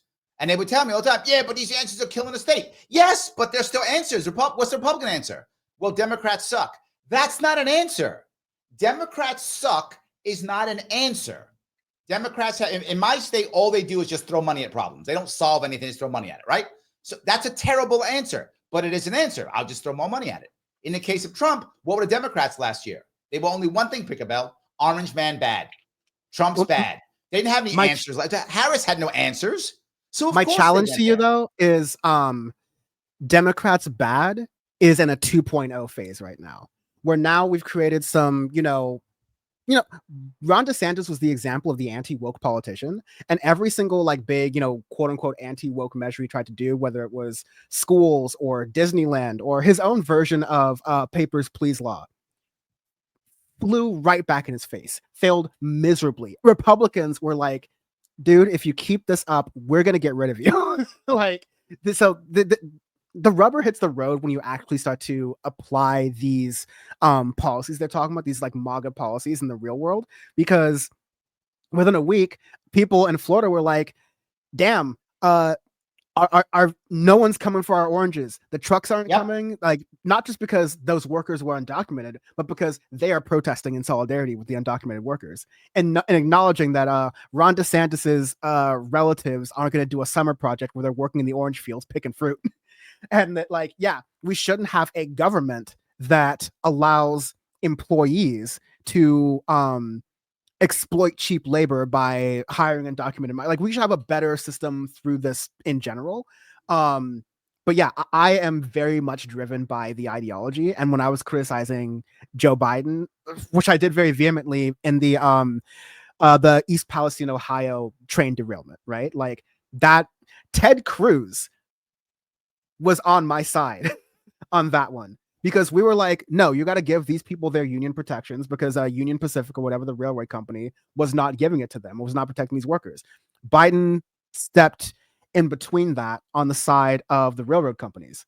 And so, I wasn't like, hey, it's Joe, whatever, he's doing other things I like. I was like, no, that's ridiculous. And I went on a warpath on that. But most people did that though. Most did. No, most were like he's a blue guy. He's not a red guy. So if I'm a blue guy, it's fine. And if you're a red guy, even if you agreed with it as a red guy, you went, he's a blue guy, so he's bad. I think it depends on most, because there were some people, and these people started the administration being mad about East Palestine, and then they ended the administration being mad about Palestine and Gaza, right? I think there are a lot of people who were already burned by Bernie Sanders. They're like, I'm not going to vote blue no matter who anymore. Like, you got the last one out of me during 2020, because I literally thought the world was ending with COVID. But you had a lot of people who were just waiting for more reasons to never support the Democratic Party again. And for a lot of people, that was just the kickstarting point. But I think that's what I'm looking for, and that's what I see in a lot of people are people who are driven by principles and ideology versus this transaction politics. And there's such a limited transaction politics. I just want to make sure that people are privy to, and they're not thinking that Republicans have figured something out. This is still the I hate the opposition politics, just with veneers instead of fixed dental hygiene. The piece I want to, I guess, I feel like I feel like we're talking a little bit about the Democratic Party being better than the Republican Party, And I think it depends upon what state you're in. And that may sound odd, but I do think that. No, I If think I you're in agree, this, but I also just like don't want yeah, to argue within the framework of these two parties we both hate. And I true. don't want us to, I Yes. don't want us to, I don't want us to get trapped in these. And not, this is not a criticism of you, but this is like in general. It's so easy because these are the parties that be, and we have to like transact with them to get anything. But yeah, 10 days, 7 days into a new administration, I'm thinking about transcending that. And yeah, there's a lot of ways to do that. And on a state level, yeah, believe me, as someone who, and we're both in very blue states, yeah, there's a lot you can do. Yes. So let me do, if I could, guys, if you haven't clicked the like button, you're watching, so that means you like it. Even if you're mad at me and you think I'm, I don't know, the F word or whatever you think I am, I don't care. Whatever. Click like anyway. Like, you can like it or hate it, whatever, just do it. Click the like button. It does matter. And if you're not watching on mine, then click on Dan's. Doesn't matter. Click like either way. One of us got to get a like out of this. You have to. Otherwise, why are you watching? You insane? We appreciate your support. Absolutely. And please and your also vitriol. share. I'm fine with your vitriol. Totally fine. Yes. Please share and or repost this. Repost this in a Facebook group. It's all good. If you have not subscribed or you don't follow us on Rumble, on Facebook, please do so. You can always super chat me. I love those super chats. You can super chat Dan too if you want to, right? You can get out there and you can become members. Click that all notifications. Make sure you do that. Only 14% of the people who subscribe to me click all notifications, guys. Come on now. You're messing up. Next, you can become a member if you want to. $49 per month. Click that join button on YouTube or click the subscribe button on Rumble. Either of those are good and acceptable. So hold on. I do want to grab someone off of, this is off of Instagram. All right. So Americans are seeing these issues and standing down the way the cops do by calling things out rather than taking effective action to change the issue. That is the one and only Sarah Bear says that. I think what she's saying is she thinks Americans are standing down and not taking action, just calling things out. Yeah, I think that's kind of like what you're saying is that we've reached a point for whatever reason. We've debated this back and forth. But like we've reached a point where calling something racist or sexist is not, I don't think it ever really was in this country, but it definitely is not politically effective if you want to neutralize the power of that politically, rhetorically, culturally, whatever, right? I think that's true that a lot of Americans are there, but I think a lot of Americans are there again, I always bring it back to economic conditions, which is where Larry and I can really find a lot of agreement, which I think everyone can. And by improving people's economic conditions, you make it harder for these sorts of let's blame outsiders ideology. Let's blame people who I don't understand ideology. You're just like, I don't care. I'm going on a vacation this weekend with my family. Like I don't have time to do all this. Right. It's kind of why I worry about, again, not the libertarians, but some parts of the conservative movement is that Vivek and Elon Musk and like a lot of MAGA were trading slurs and insults on New Year's Day about H-1B visas and like, immigrants and, how much that mattered. And I was like, I can't pay attention to this because I love being with my family on New Year's Day. Like I'm a political freak. We could talk about this forever, but I'm just like, I can't, there's a fundamental unhappiness that I think is being overcompensated with for a lot of the people who are like within MAGA, because this revenge is better than repair their material conditions. And it's something that works for a lot of voters, that this revenge is better than a reparation of their material conditions. So I think this is a real opportunity to kind of see like, sorry for the siren behind me, but I think it's a real opportunity for people to ask like, are we winning yet? Like, are we actually... those little stickers they'd put on gas pumps with Joe Biden pointing to the price saying, I remember that. That was brilliant. I'm gonna make a kill in making those Trump ones now because we're going to have to. Yes. Look, we're gonna have these conversations, and we're gonna see how many people this was all just a game and they didn't care about egg prices. They just want the end results. Here's the thing, and this is what I'm gonna say. I'm gonna wait a year. And I did it with Malay too. I said, I'd give Malay a year and see if it's overall good or overall bad. Now, the advantage Malay had is Malay was in a horrible spot. So it's much easier for him to be better. Absolutely true. Trump, though, I think Trump has oversold this. He's like, it's going to be a golden age, blah, blah, blah, blah, blah. Now the advantage is if luck hits him right and his policies actually work, a year or two from now, they could think he's amazing. Or the reverse, you're right. He talked all the trash, nothing happens, and there's a bunch of stickers with him going, I did that. I think he's rolled the dice here hard, Dan. I think you're totally right. But he does have a chance of being the hero. I think that could happen. He also has a horrible chance of being trashed. I think you're right. It's his game to lose because it's not like there's any feasible opposition ready for him. It's like the Democrats don't even want to win right now. They're talking about how to go viral, and it's the Virginia governor you were talking about earlier, Tim Kaine, like making some like soup recipe in his kitchen. This party is not in the meeting right with us right now. They're on mute, right? Like they're not a real opposition. So it's really going to have to be, which is kind of what happened in the first administration. They're going to overplay their hand a little bit, and people who center certain rights or certain quality of life ideas that they feel like they're missing or going in the wrong direction may be motivated enough to do something politically. That still isn't even enough to, like, you know, get some Republicans unseated in the House or Senate or whatever. But if there's a politician or a group of politicians who mount a cohesive project against that, then it's going to be a ripe environment to do it. But I have no faith in Democrats, as you can tell.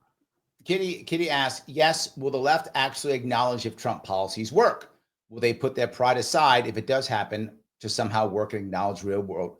No, neither team is going to acknowledge success either way, but it won't matter because Americans will know, right? If Trump is a failure, it'll be obvious. If he's successful, it'll be obvious. But no, Democrats and Republicans, they don't give each other credit for anything. They're opposite teams. Again, Larry, let's make sure we're not falling into that old trap of Democrats left, Republicans right, right? There's like partisans, there's true partisans, and then there's people who are really trying to think about what goods are they getting out of what party. And you know what? Like, there's been really vitriolic conversations in left media recently, actually, about to what extent do you work with Republicans to see if you can reach common ground and get to things what you want to. Bernie Sanders and Elizabeth Warren have expressed interest in, you know, I think they're playing it really intelligently, is that, okay, let's see if Donald Trump really wants to talk this game. Let me put Republicans in a trap between what Donald Trump says he'll do, what's popular with the public, and then what his Republican interests really and his business interests really want him to do. And let's let this play out because there's going to be no other opposition but themselves. So let them fight each other. Let them fight is a really good, smarter people on the left elected, and then people who are, you know, Democratic Socialists of America, PSLs, and other different like groups like that.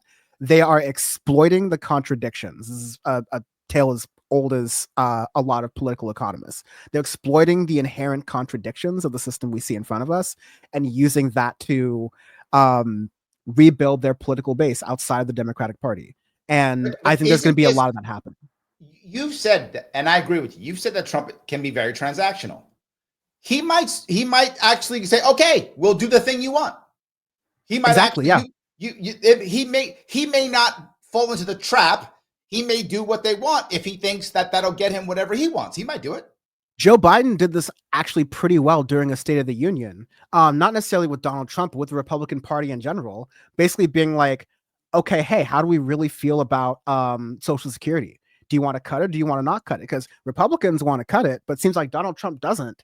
And Biden and his team were able to they're able to divide and conquer, which is how the left honestly has been divided and conquered right now. I think the left, and again, F the Democratic Party, but I think people to the left of the Democratic Party need to divide and conquer. And that is how we expose the cracks within their coalition. The H-1B visa was a perfect example of, you had tech and the economic elites who were like, yeah, of course we like this. And you had, nationalists and, the blood and soil types who were a lot more like, oh no, all immigration is bad, especially from these asshole countries. And you saw the coalition. Democrats didn't even have to do anything. This is a powder keg movement of people who kind of hate each other.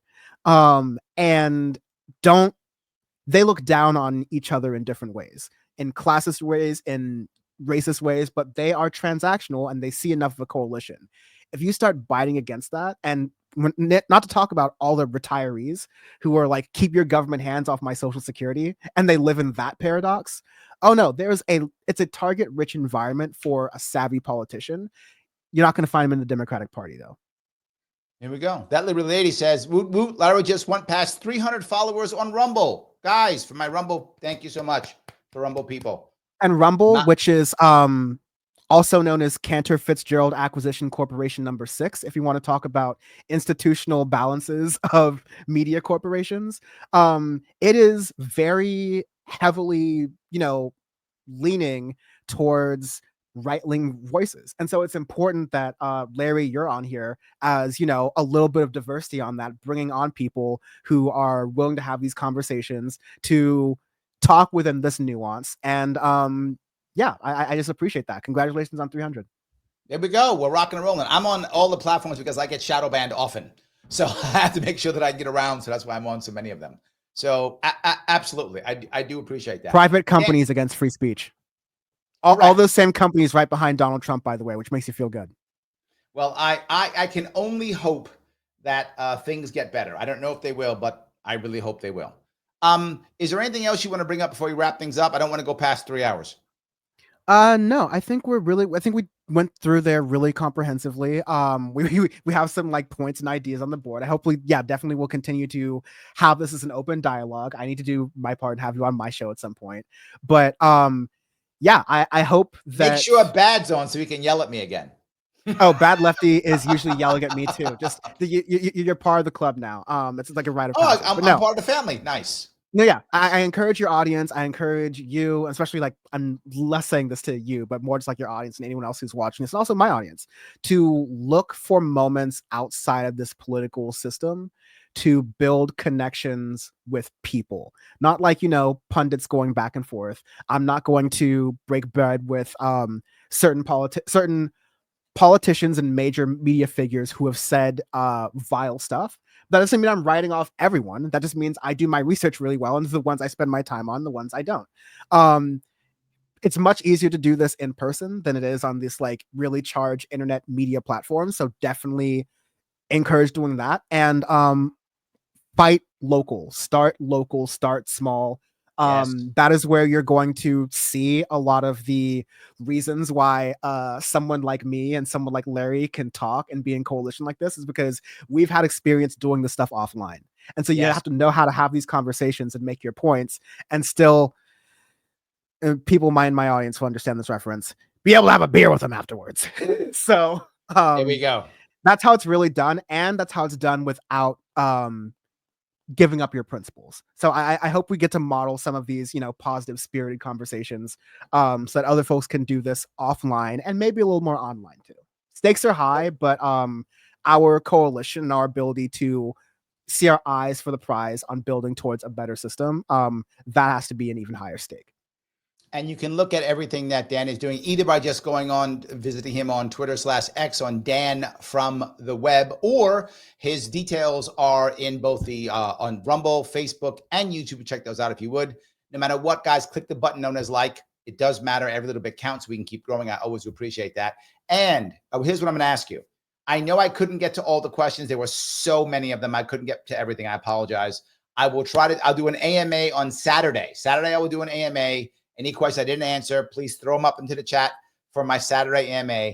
I will be doing a radio show tomorrow, 1 p.m. live. Call in out of Rochester, New York, if you want to call in. I'll be doing another show tomorrow at 7 p.m. Don't know what it's on yet. I'll figure something out, whatever the case may be. I will be in D.C. 3 days this week, so I will not have a show Wednesday, Thursday, or Friday. So sorry, guys, no show these days. I'll be in D.C. doing my regular day job, sadly, but I will be doing that. Guys, do me a small favor if you would. Please, after this is over, please put in the chat, please put one idea you got from me and him talking. One thing that popped in your head, some thought, some idea, anything that popped into your head from the chat that we had tonight.